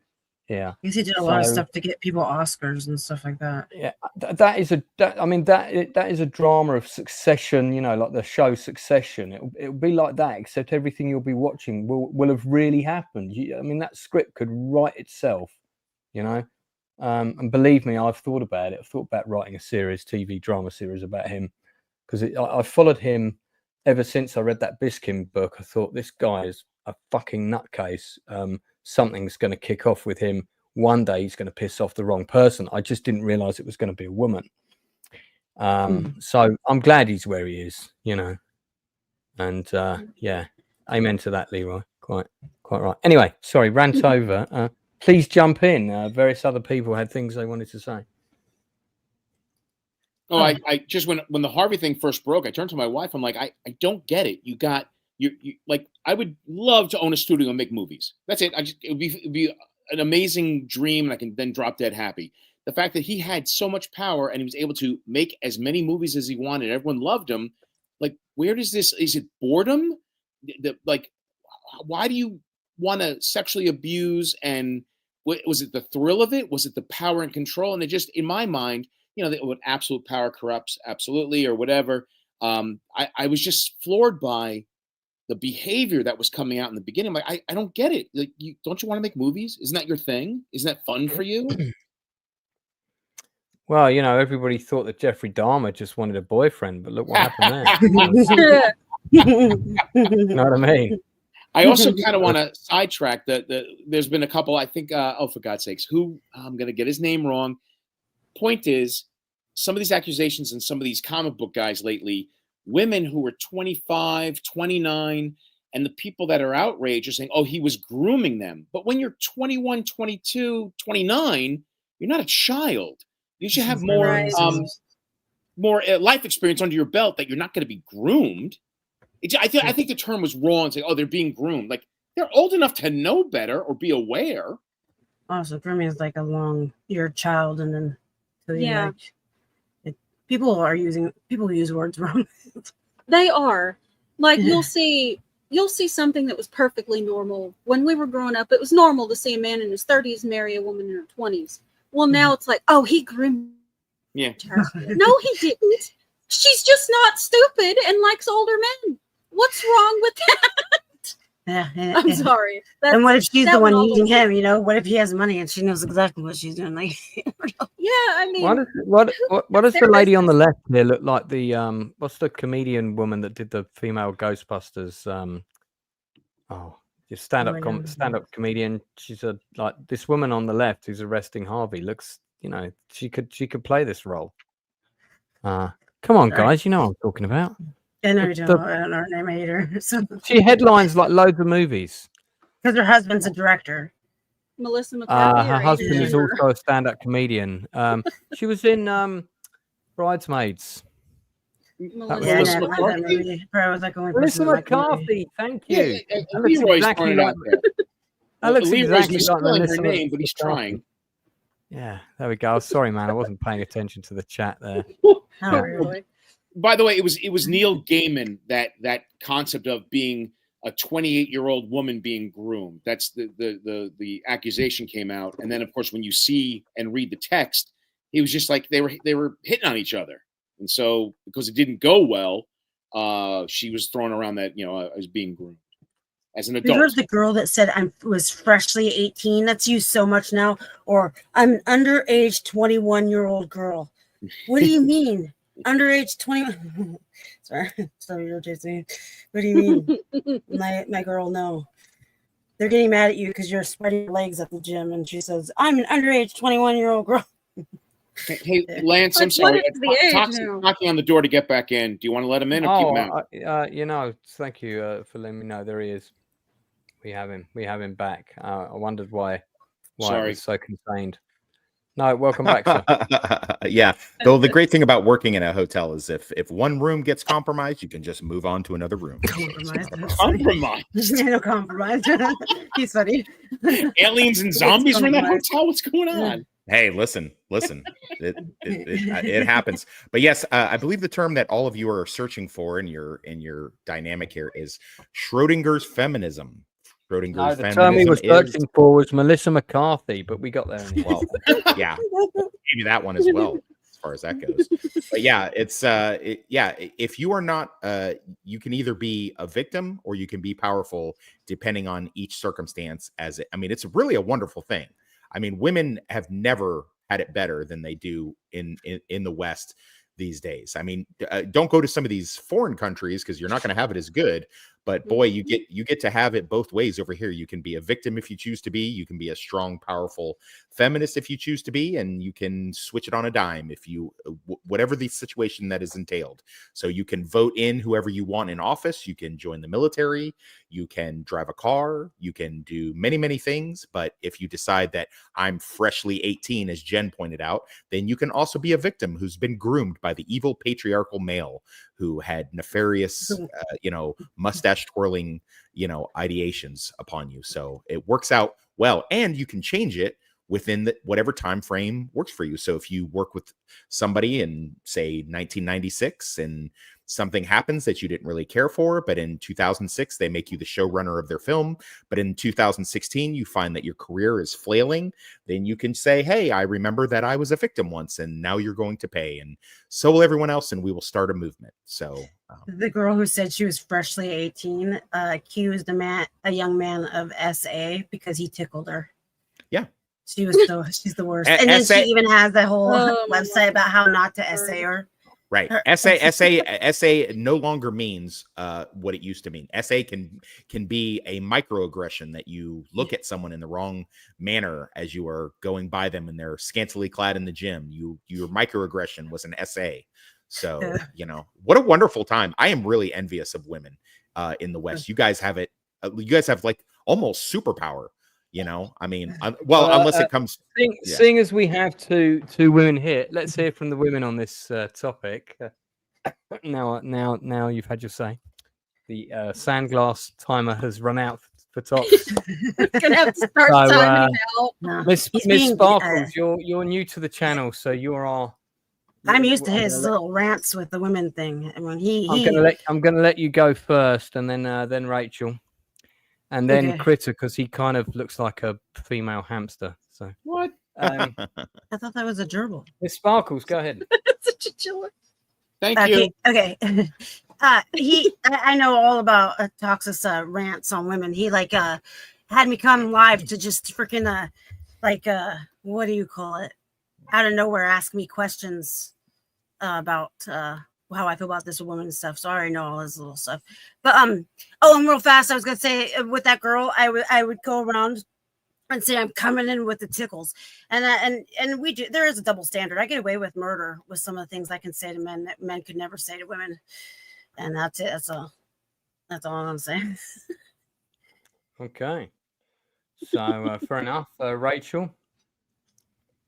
Well, I mean, Sparkles is right. We can get away with a lot more, especially in today's climate. In the Western world, we can get away with lusting after men in a way that men are getting slammed for talking about women. I mean,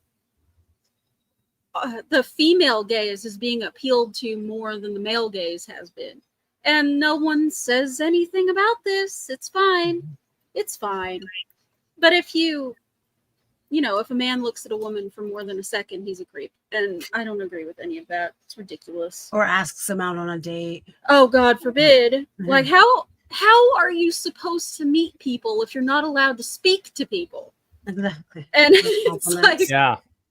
what are you trying to accomplish? The whole I can vouch for the fact that the whole dating thing, and I'm on a dating app right now, is an absolute fucking nightmare. I mean, I had a great one yesterday who tried to convince me that they were a female military officer serving in Kuwait.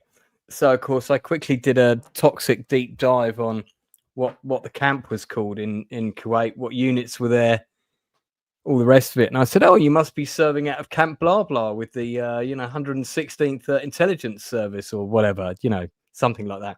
And you could tell this person on the other end of the chat was like panicking. Well, I can't talk about that, blah blah. And I said, well, let's do a video call.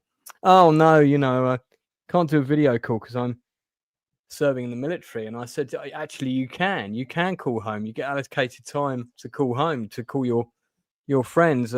Oh no, I can't because And I said, do you want to quote me the U.S. Army regulation that says that you can't do that? What number regulation is that?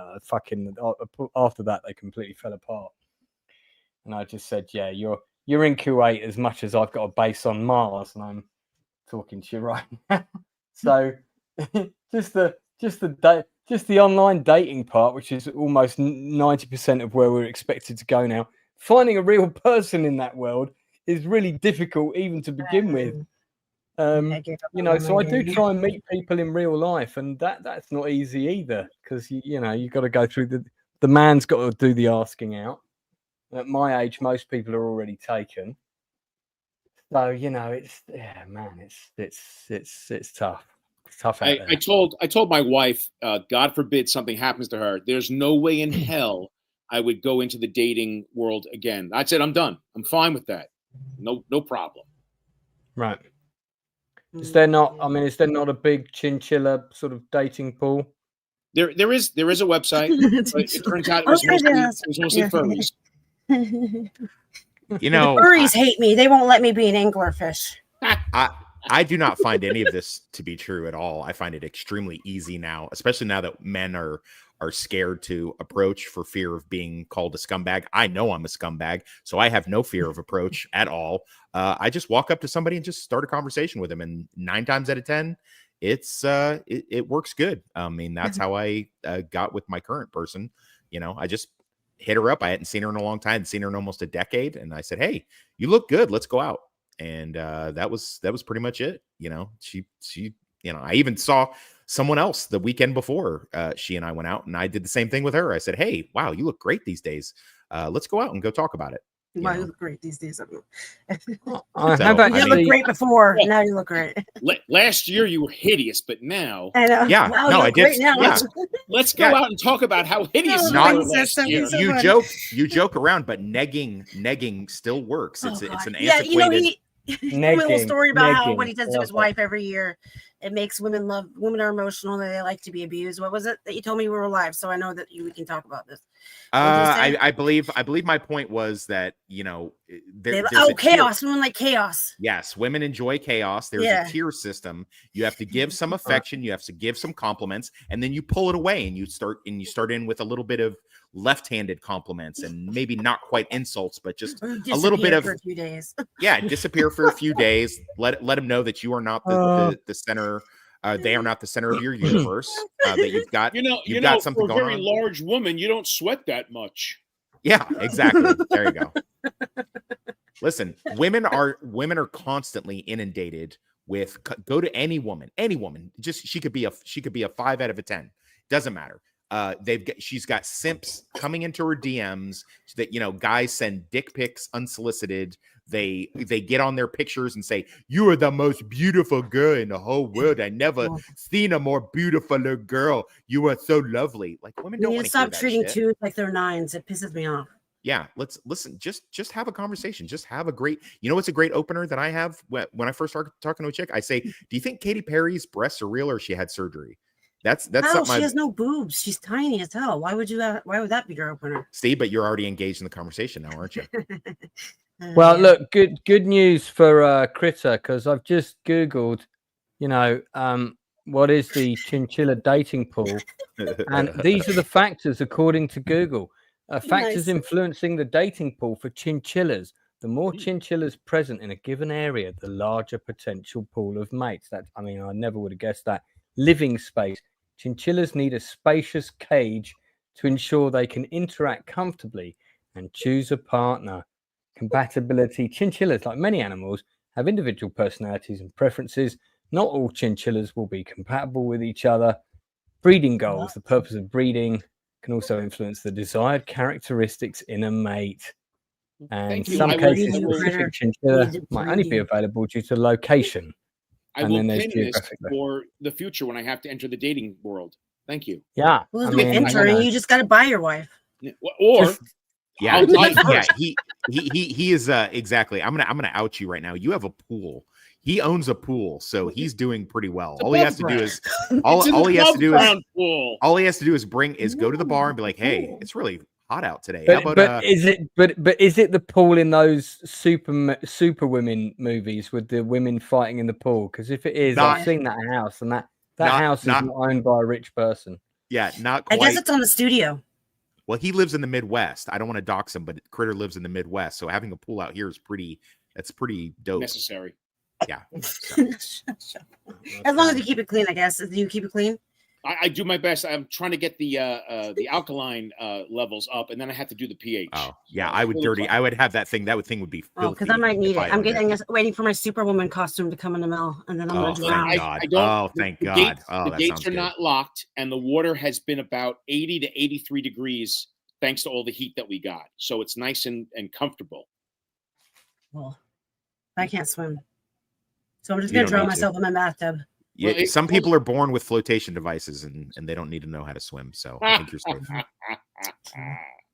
Do you actually own a chinchilla for real? Back in the day, the image you see was the second one I had for almost 16 years. And the one before that, I had him for about 5 to 6 years.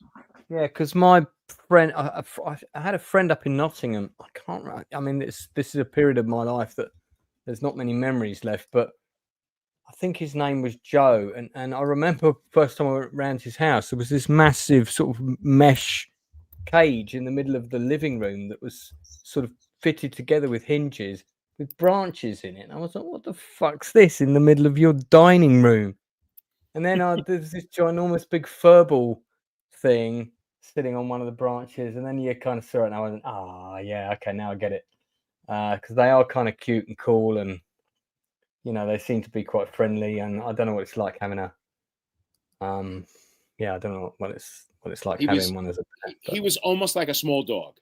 He would follow me around the apartment. He would, jump up on the couch while I was watching TV, and he would hear crinkling of, like a cat treat. He'd crinkling of like my Pop-Tarts or the cereal, and he'd come running out looking for food. Yeah. So I just brought the chat to a halt. Great. Yeah, I love me some chinchilla conversation. Fantastic. Mate, I mean, chinchilla conversations are the best. Sorry, I was just picturing the visuals and was captivated by what was said. Why have you sent me like pictures of convicts all of a sudden? This is where I encourage you to start writing to some of these women in prison, and trust me, you'll get all the attention that you need and want. Can I make Lance pretty like I did with you and everybody else? Yes, you should do that. Do that. Yeah, I was already pretty. I'm always up for being prettier. That's so. So this is a new dating technique that Toxic is introducing me to. Write to these ladies. Okay, so how can I choose? I mean, the one in the bottom left. I mean, if you go on a date with her, that's definitely a pegging situation. So I'm not sure about that. The one that's less maintenance.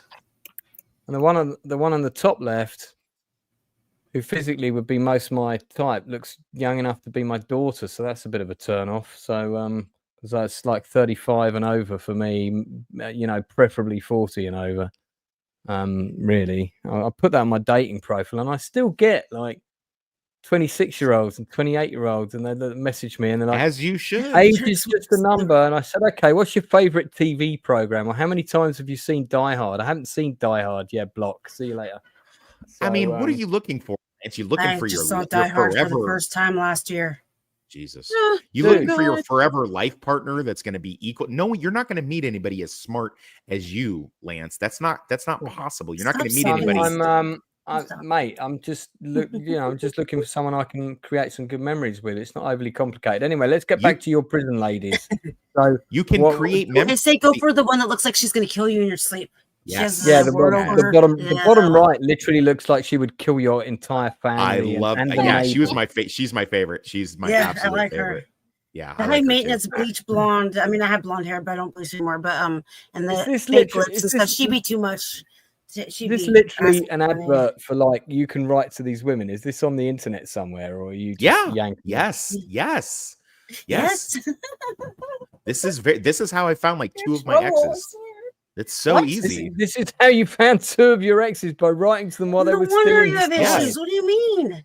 There's no wonder. See, that's such a argument from authority and shaming tactic. It's like, who cares where you meet whoever you meet? So if I met him in church, it would be a better situation. Is that what you're trying to say? No, I mean, I think or at Whole Foods. It all depends on whether they set their grandmother on fire or two children. I mean, it's difficult call to make. I mean, listen, I live in a judgment. I'm not here to judge people. Only God can judge these ladies. You sit on a throne of lies. That's not true. That is, I'm not a judgmental person. What's the background for these four contenders? Do we know? Do we know the charges? Yeah, all of these lovely ladies, except for the top left. The three more Caucasian-y ladies, I guess I'll say is the nicest way I can say it. They're all in for drugs. The top left, she ran her boyfriend over with a car. That's your girl. Right. There you go. The one that ran over her boyfriend with a car. She's probably exciting in the sack. Yeah, why did she run her boyfriend over with the car? What happened? Because there? he was cheating on her with her best friend. Well, I admire her conviction there. Somebody just did that. Over here, we had a case where, and she actually killed the guy, I think, and then she tried to make out it was an accident, and it wasn't because he was cheating. He actually decided he was breaking up with her, and it was over. And she didn't want. We had that over here too. Yeah, we had that over here. Yeah, there you go. Listen, you got to think outside the box. You got to think outside the box, or in this case, inside the box, because they are all locked up in a box. But dude, these are in America. I'm in the UK, so. I'm sure there's a UK equivalent, Lance. I'm quite sure there's a UK equivalent. Have you watched Love After Prison or whatever? Love after lockdown. After lockdown. Yeah. It never works out, especially with the chicks. Because the guys are simps. You got to make sure you keep them in their place. It's the same rules apply with talking to these chicks as you talk to regular chicks. Even more so, I would imagine. Even so, they want an alpha male. They want somebody to be in charge of them. That you know what the number one. I chat to a lot of these chicks. You know what their number one fantasy. Their number one fantasy is they want to have a liaison with one of the good looking guards in some secret closet. Sounds like a fantasy. Shut up! Stop talking. Stop. Lance, you should probably get a job at a local prison, maybe. There you go. Then you won't have to worry about calling or writing or doing any kind of video. You know, he's joking. He's trying to get you thrown in prison. Is what he's trying to get. He's trouble. I am trouble. I'm double the worst trouble you've ever met, but at the same time, I'm also right, and I do very, very well. So, I mean, listen, who do you listen to if you want to learn how to catch fish better? An expert fisherman or the fish? Okay. Who are you going to listen to? Okay, so I've discovered something called the Prison Fellowship in the UK. Can't believe there you go. I just realized that Rachel and I had boobs. I didn't notice that until just now. I noticed think you said about 30 minutes ago. Yeah, well, that was toxic. That was Toxic's suggestion. He said he couldn't remember which were male and which were female on the thing. So, you only just noticed that? That's pretty funny. I thought you guys did that yourselves. Toxic did that? Yeah. Jeez. Of course he did. Yeah, so this is Letter Link, Prison Fellowship. This is in the UK. Some kind Don't look into it. Stop. What are you doing? I don't know. Quit shaming him, Jen. He is allowed to express himself. I think He's the allowed to idea find is love. that you're basically supposed to write to them and be like it's more of a mentorship thing. It's not supposed to be a romantic thing. Yeah, but news. I mean, what is it? Headline news. Lance from where are you? UK, right? Where are you from? Yeah. From the So, UK. Poor It's writer by found prison lover. dead. Boom. And it'll be your fault. Toxic. It'd be your fault. Right. How will I live At with least, myself? I mean, you know, this will be the proof because it will be on the channel. Yeah, I know. I'll blame you too. This I'll has got call a you out. heavy.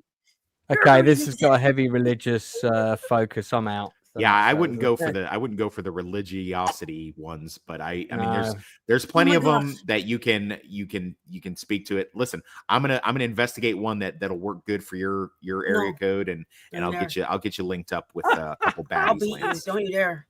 I'll find you and I'll beat you. Don't you dare. Don't listen to him. Okay, I may have to consult with my chief romantic guide on this. Miss Sparkles may have to vet these people for me.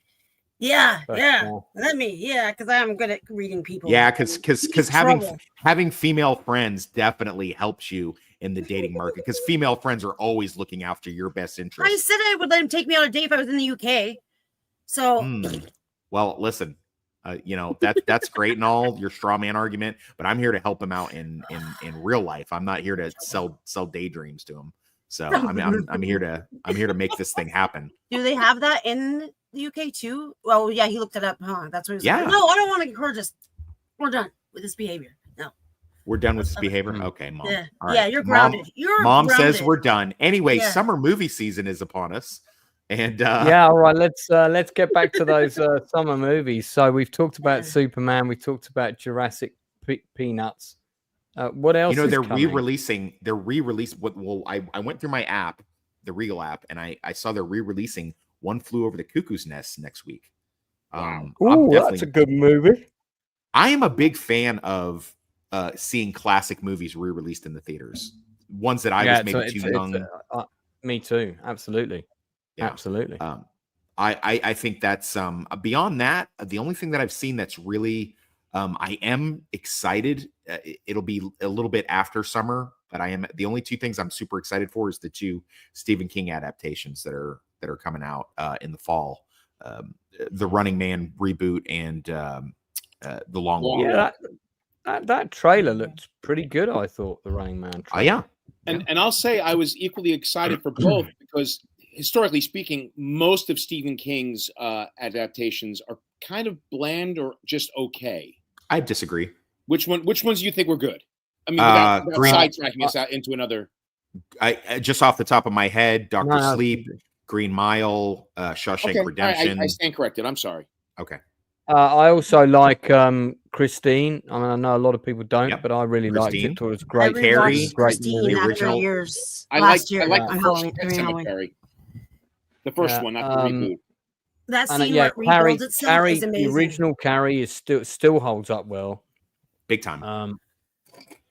Christine disappointed me. It's all over. It seems like for some reason, because I just rewatched it in October on Halloween last year, and in the middle of the movie, I swear something happens. The writing just like all of a sudden, like they must have wrote themselves into like a corner, and they didn't know how to end it. That's what it felt like. It was really weird. It was going really good, and then. Miss Sparkles, this will interest you. Keith Gordon, who played Arnie in that film, was my mentor for a number of years when I first started writing scripts. I love Keith Gordon. Yeah, he's a really, really talented guy. He's a director now, predominantly. 80s mainstay. And also just a really lovely man who gave me a lot of time. He was the first person to read my Kent State script. So. Talking of what happened after watching it again. Yeah, I was wondering what. So we're really lucky in central London. We have this wonderful cinema called the Prince Charles. As you can see, it's doing a whole Lawrence of Arabia week, which works well with the heat that we've got here currently. And then you've got things like the original 12 Angry Men is on this Sunday. So there's also season 1 of Twin Peaks, which is they're showing the episodes on different days. That's kind of nuts. We've got the good, the bad, and the ugly. Close Encounters of the Third Kind director's cut. I'd love Sweet. to see that in the cinema. When is that? Monday, 14th of July at 3 p.m. 35mm print. Ooh, oh, I can't. I've got an appointment at 2:40. Oh, fuck you. Not you guys. So yeah, Burn After Reading. So basically, they show a lot of older movies. I just went there to see Heat about 4 weeks ago, and you can see how was that original movie poster to Heat. Yeah, I love that poster. It was great. I mean, I've seen Heat at the cinema about 7 times now. Oh wow! And I took a date to see it who'd never been to the cinema at all in her life, and the first film she saw was Heat. So good pick. Yeah. So there's you can see we've got 10 days. Yeah, well, yeah, He's they do crazy now. mystery. They do mystery movie screenings at this place. Dog Day Afternoon. That's good. Might have to go and see that at some point. Yeah, so got a lot of great stuff. There was a screening of The Thing which I just missed annoyingly. They normally do a Tarantino season. Scooby Doo. Scooby-Doo. Great, great. I have a Belmont costume. Really? Okay. Army of Darkness is a great movie. Never seen Army of Darkness. My ex said Oh, the kids you got to see that. Challengers. That movie where she makes the guys make out. Yeah, that's I watched that film. That film just was like fucked up. It was, yeah. It looks like After Hours, by the way, is a great Martin Scorsese film. Not a lot of people have seen seen that movie. I've seen it. You've got Master and Commander there, another good one. Badlands, that's another good one. But I'm a cheerleader, can't remember much about that. Casablanca. So, they do show a lot of classics here, and a lot of foreign films as well. So it's a great cinema. It was under threat of closure recently, and that all there was a massive campaign to stop them from developing it into a hotel, like London needs another hotel. Right. I've been trying to encourage the owners of the hotel that I work at here. They have this big screen in the auditorium, and I've been trying to encourage them to do like a movie night. I don't know what the logistics of that would necessarily be, but I didn't know there was a director's. Sorry, I'm reading while I'm talking. I didn't know there was a director's edition of Heat. Have you seen that, Lance? That's 170 minutes, right? So what's the regular running time of Heat? So is it shorter or is it longer? Let's have a look. I don't know. I don't know. Yeah, do you know what? I didn't even know this was a thing. I've seen that advertised before, and I forgot to sort of fully investigate it. The running time of the original release is 171 minutes. Mm-hmm. So this one is a minute shorter. I mean, can it be that different? I don't know. I'm just looking to see if there's anything on Wikipedia about I'm also looking forward to Heat 2. I was shocked. I read the book, and I thought the book was it's good. Love that. I love the book. If they are able to adapt that properly with good actors, and I hear that they're looking at Adam Driver for that, so that could be something. That could be really, really something. Adam Driver would be good as a young De Niro, but because you've got the two timelines in Heat. Yeah, it's both a prequel and a sequel, which is interesting. Oh yeah, and I love that. I love that about that book. I thought, and you follow on with what happens with Val Kilmer, so they basically need to get a Val Kilmer lookalike, really. Sure. I'm sure there's one out there. I wouldn't say no to Glenn Powell as the young Shahirless. I wouldn't say no to that. I think that could be okay. He could. He's a good likeness. Then I'll just put this into Google. What is the difference? I just did it too. It says there's not a radically different cut of the film, but it includes subtitle refinements to reflect the director's evolving vision. Yeah. Right. So basically, mostly ports over extras from previous releases. Okay. All the changes explained. Let me have a quick look on that. The subtle changes were to remove issues that bugged man about Heat, but it's likely only hardcore fans would notice these changes. Inconsistent dialogue volumes. Right, okay. Yeah. Giving the film more of a bluish hue. So it's okay. So it's also kind of like grading and stuff like that. Only real Heat fans will pick up. The final showdown between De Niro and Pacino is much darker and more ominous. Interesting. Okay. That's yeah, I don't know. Oh, I've seen it so many times. I may have even seen the definitive edition and not realised it. But yeah, great cinema. So shout out to the Prince Charles. If you're ever in London, it's just off Leicester Square. You don't have to be a member to go. The tickets are just slightly more expensive, but it's always worth checking out to see what they've got on there. Oh, Once Upon a Time in Hollywood. Yeah, it's a great place. Look at that, original Body Snatchers. That'd be great to see that in the cinema, actually. That movie's good, yeah. Yeah, it sure was. Right, okay, well, it's getting on, 1:45. What else do we want to talk about? Is there another film coming out in the next 4 weeks? Fantastic Four, I guess. Okay, let me rephrase that. Is there another film coming out that's not the superhero movie that's coming out in the States that we might want to see? No, I think really. This is more, I think, mid-August, but the only one just of what's coming out, the only one that kind of really for God's sakes, one that I'm interested in is Primitive War. It comes out, I think, in August. And everything else, I'm like, even the Neutron and the Fantastic Four, the hit or miss. I'll just wait till streaming or Pirate Bay. But the one that actually I want to see is Primitive War. A bunch of military guys actually go and fight dinosaurs.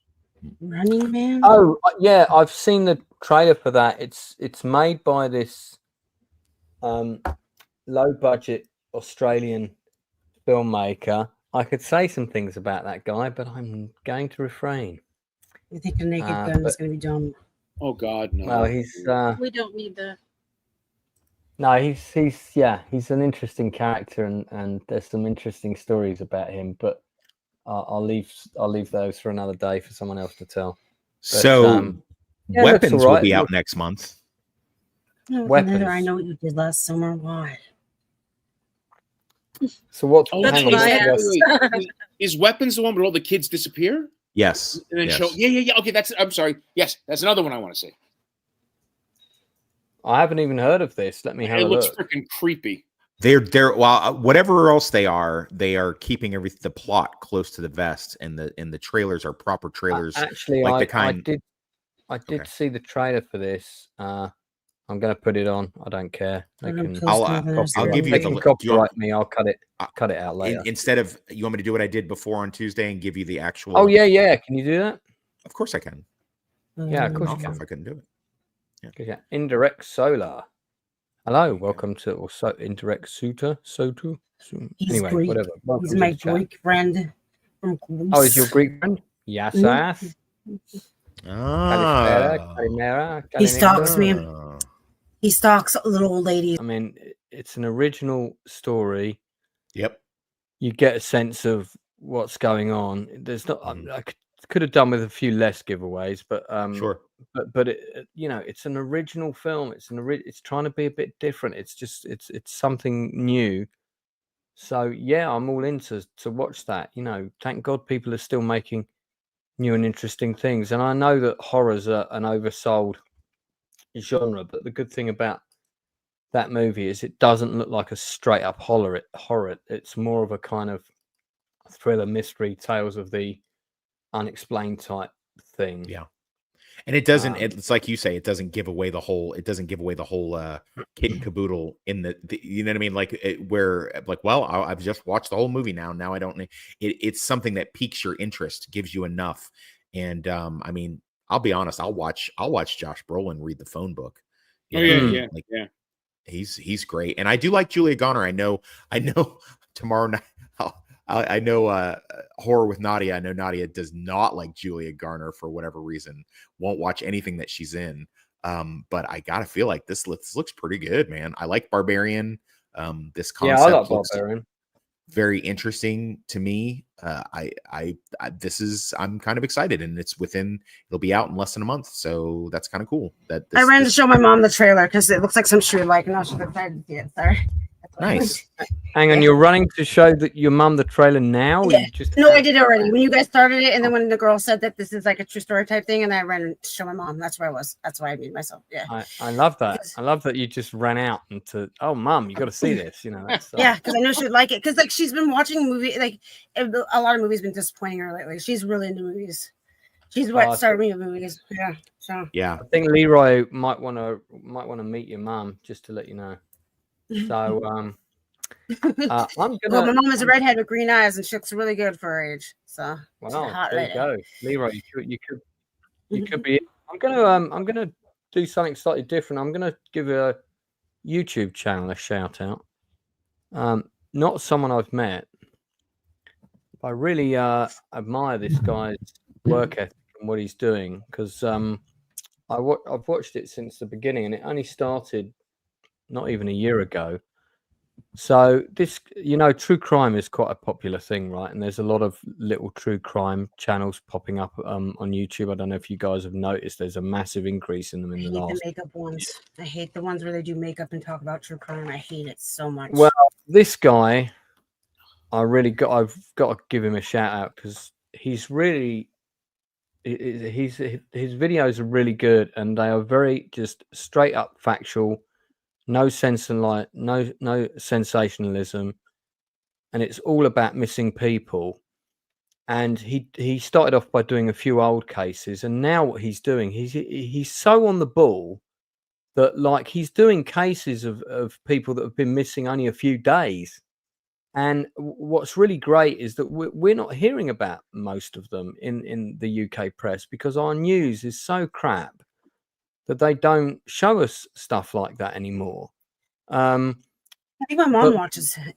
I've seen some of her history. Yeah, I highly recommend his channel. I mean, I know obviously it's of more interest if you're in the UK because a lot of these cases are live and they're real. Oh, my mom loves watching stuff about the UK.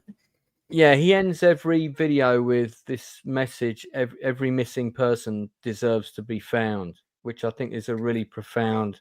Yeah, she does watch this. Yeah, she watches this. Yeah. She does. Yeah, well, he's great. I've actually invited him to come on the channel to have a chat one night.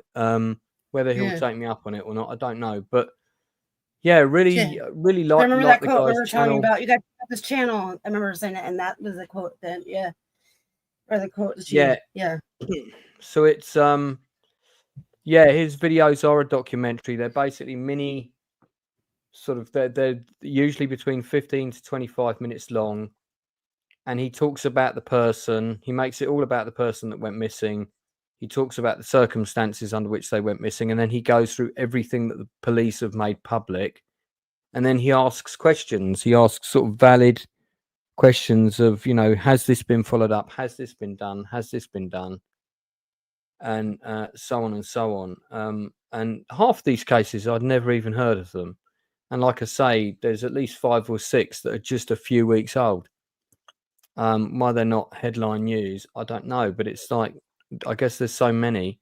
So yeah, I just wanted to give his channel a shout out because I think he's making a really valid contribution, not just to YouTube, but to society, basically, because he's covering stories no one else is. Yeah, so good on you, mate. Really like it, and he's very sincere. He's got a very sincere voice, quite a sort of flat, very factual voice. No. He doesn't over emotionalize anything, but it's not an AI talking about murder. I can see this channel so much. Yeah, well, he's or the mukbang ones. Very good at what he does. Go off. I hate the mukbang ones and the makeup ones. I think it's so disrespectful and weird. I hate it so much. No, yeah, I don't like those either. I don't like the ones with dramatic music in and all that shit as well. And he's very nuts and bolts and avoids all that nonsense. Would anyone else like to recommend a YouTube channel that they tune into. Yes, I would definitely like to Okay, recommend. Toxic, put up the links for Big Bum Fun One or whatever it was called again. Big Bum Fun One. How did you know, Lance? God, it's like you read my mind. It'll be his own Lance. channel. What do you mean? No, my channel's doing fine, thank you, Jen Sparkles. But no, definitely would like to see Late Night with Nadia, or excuse me, Horror with Nadia. I'm reading the thing at the same time. Horror with Nadia. She's almost over just breaking 1,000, and she's monetized. So she streams great horror content. She's very charming and affable. She has some great conversations. It's been a blast being on a couple different shows to speak with about her. Right now, currently Stranger Things, which I'll be doing tomorrow night, and I think she has a great handle on the topics. And yeah, there you go, right there. I'll also put the link in the chat as well, if that's okay. She's been on my channel, I think, one time. I think she came on one time. Yeah, you guys' schedules don't mesh very well. No, I know that. But she has been on, and she knows she's welcome to come on. And but yeah, definitely please check out Horror with Nadia. She is a subject matter expert. She's super affable. She's super charming. And you know, it's great to listen to her takes on things. And she's also got that kind of cute demeanor of she hasn't seen everything us cinephiles have seen. So every now and then she'll stumble upon, like, I remember when she watched Aliens for the first time last year. It was adorable because, you know, she was like, oh my God, I can't believe, you know, she's a big fear, even though she's a horror show, she has a big fear of aliens. So but yeah, definitely check her out. She actually got the director of Werewolves to come on her channel for a chat. Is that right? Yeah, she did. She did indeed. Cool. Yeah, because funnily enough, I also wrote to him, but I never heard from him. But then I don't have ginormous tartars. But well, there's that. Yeah, I did not hear back from him, but I would love to have interviewed him. I still haven't seen that movie. I mean, a lot of people really ragged on it and said it was no good, but I thought it looked all right. Yeah. So yeah, so this is her interviewing the director. Yep, standard director, baseball cap, huge beard. So, and there he is with his eyes closed. There we go. That's a better shot. Look at Nads there. She looks great. So, guys, you might want to check out that video. I'm going to pop the link for that one in the chat. Yeah, so she's 30 subscribers away from the big 1,000, the big 1K. All right. So, let's see if we can. Let's see if we can get her to 1,000, guys. Yeah, we've got 11 people watching now. So, if we can, that would be fantastic. Yeah, good. Anyone else want to recommend another one? Got anyone else you want us to give a shout out to? Miss Sparkles or Rachel Critty? What about the stuff you watch? Anyone? Well, I'm on Rumble on Monday, Wednesdays, and Fridays with Ryan Reality Based, who has been banned off YouTube. That's all my friend. Yeah. That who you're on with? Who's been banned off YouTube? Reality Based. Right. He's been banned. Yeah. And I'm on Monday, Wednesdays, and Fridays with him, but I'm grounding him right now because he pissed me off. So I'm proving that he needs me as a co-host. But I'll be on there tomorrow. Because watch, he'll miss me from yesterday. He called me a whore. Oh, yeah. Why did he call you a whore? Because he's mean. He's a mean jackass. He's 26 and he looks 60. This is how we talk with each other. But he doesn't like that everybody keeps saying that that I need to be his co-host because I know how to handle him. So. Right. Okay. So you have. But that's why I disappeared for 2 days. Yeah. Yeah. You have a tempestuous friendship, one might say. Yeah. Right. Yeah. Well, fair enough. As long as it's I can handle it. I'm friends with Toxic. He's like one of my goodest friends. So. Yeah, I listen. If you can handle quite toxic, if you can handle being friends with Toxic, you're He's a good guy. Yeah. You're on the. I think he gets a bad rap. People just don't understand him. People don't get him. I want to hear more good stuff about me. Critter, go ahead. I admire your coworkers, and you don't steal as much as I thought you would steal. Oh, okay. Yeah. Cool. The rooms are compromised. Yeah, I mean, I knew that would be a short conversation. So let's move on. I admire your knowledge of female prisoner offenders. As you should. As you should. Let's put it like that. I don't admire it. No, he's trouble. Bad boy. Bad. Well, that was Also that was a good recommendation. That film, guys. What Weapons? Let me. But yeah, Weapons was a good. Did you see the other recommendation. movie that's coming out? Him. It says Jordan Peele. I didn't watch the trailer yet, but Yeah, I'm not gonna watch that. Oh, he's got another horror film coming out. Yeah. What's the plot ish? So, I mean, it's from the looks of it, it's the a guy's an upcoming football star, and he's got to kind of maybe sell his soul to the devil, to Beelzebub. Yeah, in order to achieve success and glory in that sport and in the stratosphere and things like that. So got it. It's another Jordan Peele. I don't know. I put Jordan Peele in the same realm as M. Night Shyamalan. It's like he's got one or two decent ones, and I think he's overrated. Yeah. Well, I'm definitely looking forward to seeing Nobody 2 because I loved Nobody. Oh yeah. Good. Agree. I've no idea what the Thursday Murder Club is. A cool poster though. Freakier Friday. Well, that's a sequel to Freaky Friday, but I don't think Jodie Foster is going to be coming back for that one. That's the reboot for the one from 2003. No, I know. It's being facetious. Oh, okay. But these are other August releases. You've got Primitive War down there that you've been talking about. There's some interesting titles here. Running Man. What is Arnold Schwarzenegger's Running Man? Right? Which Running Man? Well, so Running Man is and no. Reboot. Yeah, it's this one will be more in line with the Stephen King novel under the Bachman. No, but what's the original? Like the movies. The original was The Running. Yeah, the original was also called The Running Man, but it's very, very like the 87 version's very loosely adapted on. The only thing that's really the same is the name of the protagonist and the fact that he's in a nationwide televised thing or whatever, whereas the new one ostensibly would be more in line with what the original novel indicated, which is basically just a reality TV program of this guy out on the street staying alive for 30 days and winning a bunch of money fighting the establishment. So the Schwarzenegger version just kind of put it in a giant arena that everyone would watch this game show. Yeah. And the book is like you said, a reality show, and they're spies, and he's trying to make his way through. And I'm hoping they keep the original ending, but I have a feeling they'll it seems unlikely they'll go with the original, nice book ending. Yeah, I don't think they'll do that, but they might. I don't want to say anything in case people really, read the book. Yeah, read the book. It's a short novella. It's part of the 4-part Bachman books that Stephen King was he was saturating the market back in the late 70s and early 80s. So he decided to work under a pseudonym of Richard Bachman and released a bunch of kind of darker story books. Which think about that for a second. So more horror adjacent, more suspenseful, and than actual horror stuff. And he released it in a 4-part compendium called the Bachman Books, which is no longer in print. You cannot find it anywhere in the world now.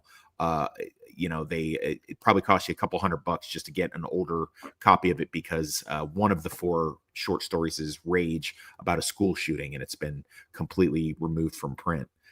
So if you come across it, you're.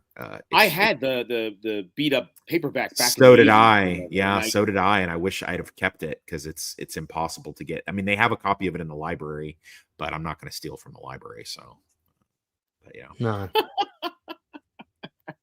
Even the toxic has its limits. Even the toxic has a moral compass that can. I will not harm literature.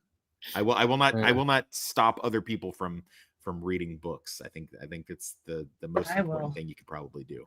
I'm the boss. Okay. Well, looking at the other releases here, there's nothing that's tingling my bean, so to speak. But okay. So, are you a trans man? Is that what's going on? That's what's mean? What does that mean? No, it's just my sarcastic sense of humor again. One battle after another. That kind of looks interesting. This is an upcoming American black comedy directed by Paul Thomas Anderson, stars Leonardo DiCaprio. Oh yeah. I heard about this. A group of ex-revolutionaries reunite to rescue one of their own's daughter. This actually looks kind of interesting. Let's see if we can get some pictures up. So this could be worth watching. Benicio So how about del Toro Ironheart? is in it. No, I don't think it's the next Ironheart. No, But I'm just I saying do how about remember. Ironheart? I do remember seeing the picture. It's got the pregnant woman firing the Russian PPK machine gun or whatever it is with the. But yeah, you guys not seen this? No. Regina Hall. I love Regina Hall. She's so good. Yeah, of course you're all big fans of Sean Penn, no doubt. I like Sean Penn. Really, not. I don't like him as a person. I like him as an actor. I can't think of what movie I liked him in. Mystic River. Mystic River. No. He's incredible in Mystic River. You guys not seen this poster? This is the poster No. I remember. That looks. Yeah. Well, her baby's deaf now. Yeah, that baby's gonna have some problems. Because you can make your baby deaf by even loud music up her stomach. And that gun's like, why is she using her stomach as a? Could be a prosthetic, though. Don't forget, could be a prosthetic. I would hope so. Yes, but still, it's just dumb. It's a dumb. Well, I'd quite like to see this. I mean, I like Paul Thomas Anderson as a director. He has been hit and miss, but I wasn't a massive fan of The Master, the one he did with what's his name before he died. But I'm a huge fan of Boogie Nights. I really like Magnolia. I think Magnolia is one of the best films ever made. So if you haven't seen it, you should watch it. It's got one of Tom Cruise's best performances in it. I heard that DiCaprio modeled this look on Toxic just before he went to prison. So nice. Yeah, pretty accurate, pretty bang on. Right, okay, it's 1 a.m. in the UK, so I'm going to start to wrap up because I need to get to sleep. I've got a interesting day tomorrow, and then I'm raving again on Saturday. Oh, there's my Facebook. Let's get rid of that. Right, okay. So, Miss Sparkles. Yes. Thank you, Philip Seymour Hoffman. Yes, thank you, Miss Sparkles. Thank you for coming on the channel. Great to have you here for the first time. Do you have anything you would like to plug or promote? I'm thinking of doing a random stream on my own tonight. I don't know. I might chicken out. We'll see. That's so vague, but okay. So if you want to support Miss Sparkle's random stream that she may or may it'd be my not first be doing, one. Yeah, I might. I don't know. You know, do check it out. You should. You got the blonde highlights for live streaming. It's all going to be good.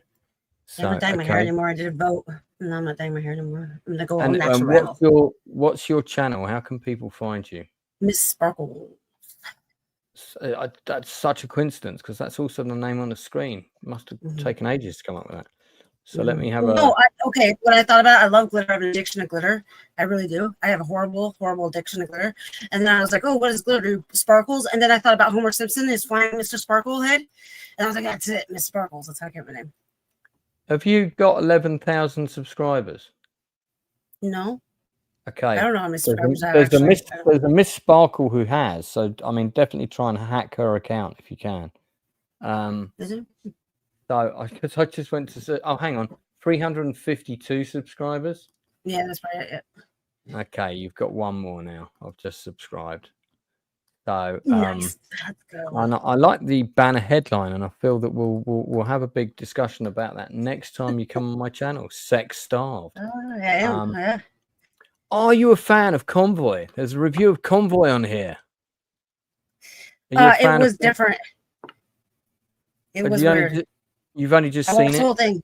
I watched the whole thing. It's the one with the trucks, right? Yeah. Yeah. Yeah, but you watched it for the first time, like recently. Yeah, whenever I posted that, and then I got like in trouble for posting it on. So, do you know what? It's a guilty pleasure, that movie. It's one of Sam Peckinpah's last films. It's crazy. And I have got a bit of a soft spot for it. I love the whole scene where they're trying to interview him running parallel with his truck, and The guy nearly gets run over. But I just, it's a kind of, I don't know, there are some things about the film that have aged really badly, but there's other stuff in there that are just really great fun. The main actress is ugly as hell, and she makes no sense. I don't like her. I think she's not needed in the movie. That's Steve McQueen's ex as well. So she's ugly, so, and like her character is weird. Like she's like, when she just leaves everything, like this snobby chick is not going to be on with him, and then he's like a whore. Like he's married, but then he's sleeping with the waitress, and then he's going to sleep with her. Probably. I don't remember if they sleep together yet. Now I feel I need to press you on this particular video on your channel. What is going on here? What? AI did that with my picture of me. I have a picture of myself with my tongue blue, and that's what AI did do it. Mm-hmm. Okay. And for some reason, it's really popular. I don't know why people like it. So if you want to see Miss Sparkles with a blue tongue, and this video has got brown 2,500 views, you can check it out on her channel. Let's try and get her up to 500 subscribers as soon as MSK is a girl. Boosh is a girl. Yeah. Rachel Toxic on there as a girl. Yeah. Well, indeed. I'm a movie star. Rachel, you got anything you want to plug before we wrap up? She's muted. Yeah, she's muted. Rachel, you're muted right now, hon. Okay. Well, she might be busy. We'll come back to her. Tox. She says I'll be right back in the private chat. Yeah. Okay. Tox, anything you want to plug, mate? Yeah. So again on Horror with Nadia tomorrow night, Stranger Things season 3, episode 7.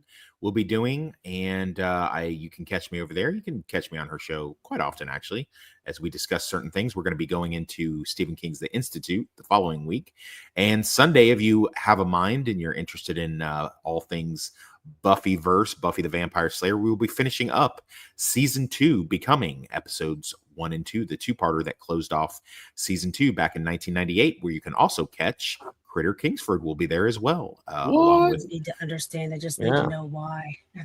Toonie Boy, and we've got a new we've got a new YouTuber on there named Susan Law. She's not quite developed her YouTube handle yet, but she's from the somewhere citywide in Scotland, and we're having a fun time. I think she said Glasgow. Glasgow, yeah, she's from Glasgow, and so we're having a fun time trying to understand her accent on there. And of great! Get her on the Nielsen ratings. I love the Scottish, so I will do my very best, Lance, and extend the invitation. I will extend that invitation. So yeah, so tomorrow night for Stranger Things, and then Sunday for Buffy the Vampire Slayer, and I'll put the link in the chat. And also, I'm going to plug Critter Kingsford's channel. You can fish around his videos, and you may find a video of 2 chinchillas having at it feverishly. Unfortunately, though, it's mainly puppetry and entertaining takes on various sci-fi shows. So your first Sona is a chinchilla? But come again? Yeah. Your first Sona is a chinchilla? Yeah. Yeah. Well, I hate furries. They won't let me be a anglerfish. They kicked me out of the Discord. They kicked me out of the Reddit and everything. They yelled at me. They said I can't be an anglerfish, so screw all the furries. Yeah. So, Critter, I've got to ask you about Star Cluster Coral, right? Oh, go ahead.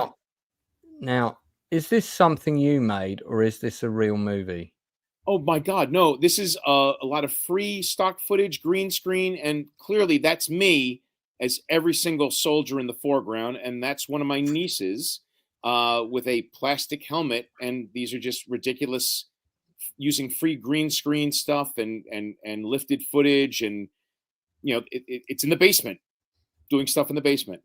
You seem fun, and it's different footage is gathered. Like I've had my cousins and other friends in other cities hold up a green screen and send me footage. And a lot of this stuff is like freebie stuff on Pixabay and whatnot. That's great. I love the way you've edited it into like a story. And on a side note, the shot that's up right now, that's a clip from a Star Wars porn parody in between. Well, I was going to say the other characters in the front are green screened in, but those guys in the white outfit and the jacket, that's a sequence as characters are going from one room to another in a hallway. They're about to get it on. Okay. Oh, I mean the hot blue alien on the left's kind of working for me. So it's a shame. Anyway, Critter Kingsford. So the channel for the mildly insane. Subscribe now. Thank you. No worries. I dig it. So okay, well we're gonna wrap it up. This has been a thank you for having me on. You are most welcome. You are most welcome. I do want to say thanks for everyone in the chat that's participated, especially the new people. If you are new, do please like and subscribe. If you're a creative and you've got a project you want to come on and talk about, get in touch with me via the Facebook page. Oh, Miss Sparkles has bailed already. Jeez. Yeah, but get in touch with me via the Facebook page and I'll look at your project and may get you on for an industry interview. On that subject, I have no less than 3 industry interviews lined up for next week. 2 of them are on the same day. On Monday, the 14th, we have the team behind the web series, and Rachel's joining me for this one, the fantasy web series, Ren, the Girl with the Mark. This was an entirely crowdfunded show, exactly the sort of thing I like to support. It was started with Kate Madison, about 5 or 6 years ago now. Taken them a while to get the money for season 2. These guys really put a lot of effort into this. And also my friend Mark Hampton, he actually directed several episodes of season 2. I don't know if he directed the whole thing, but he certainly did several episodes. So yeah, I mean, it's going to be really interesting to talk to them. I love talking to independent, passionate film directors. 2 hours before this, we have Federica Tessari coming on. Now, she is the daughter of a very well-known Italian film director who did the big 60s Italian production of Zorro starring Alain Delon, Duccio Tessari. And he's also responsible for a number of kind of Italian politeschi movies from the 60s and 70s, and had quite a successful career as both a film director and a writer. I've got a translator coming on. I had to submit all the questions to the daughter in advance, but she grew up with a mother as a film star and a father as a movie director in an era that it was really, a very glamorous era, the 60s and the 70s, to be sort of working at the top of your game in film in any country. So, and her father passed away at 67 in 1994, but he was responsible for a string of really big homegrown hits. So this one is going to be quite an interesting interview because her English is limited. So as I said, I've got a translator on, which I haven't really done an interview that way before. But these are some of the films that he did. He also was one of the screenwriters on Fistful of Dollars as well. So, and he did some of those kind of Hercules movies, the Sword and Sandals era, Last Days of Pompeii, stuff like this. So he's got some really interesting credits. And again, this is from an era, that we don't really know that much about these days. His wife, this is the mother of my guest, Lorella De Luca, was a very famous, very glamorous Italian actress who did a huge number of films. And, she's got that sort of old school classic 1960s, that very much that kind of classic Hollywood look. So again, I've had submit some questions about her. What was it like growing up with a director for a father and an actress mother movie star? This is a world that most of us wouldn't be familiar with. So really looking forward to talking to her via a translator. So that's going to be interesting. And then I've got another interview on Wednesday with a graphic novelist who's done a big book about a world where birds are the primary species, and various other species in that world are prey, or at least they try not to be. And that's quite an interesting one. And he's done the book. It's already out. You can purchase it via Kickstarter, but it's it does look pretty interesting. I really like the artwork. That's Ben Bernard Smith who's coming on to do that, and I've got a little picture of his leading cast in his graphic novel here, which I'll just show you guys real quick before we call it a night. Here they are. So there you go. Yeah, and one of them might be based on Toxic, but you'll have to guess which one. Okay, so yeah, so supporting independent creators, as I like to do. Plenty of them coming on next week. That is me on the right. That's correct. The one who's panicking and crying. Okay, and yep, Toxic's always here for dating advice. I could have told you how my date went the other week, but we'll cover that another time. All right, so that's it from us. Thank you very much for tuning in. Thanks to my guests, Critter, Rachel Percy-Art, Lord Toxic, and Miss Sparkles, who's already jumped out and left the building. She does that. She likes to pull the Irish goodbye. So okay, the Irish goodbye. Okay, I see she didn't pay for the dinner, so we'll have to get the check ourselves. Until next time. Yeah.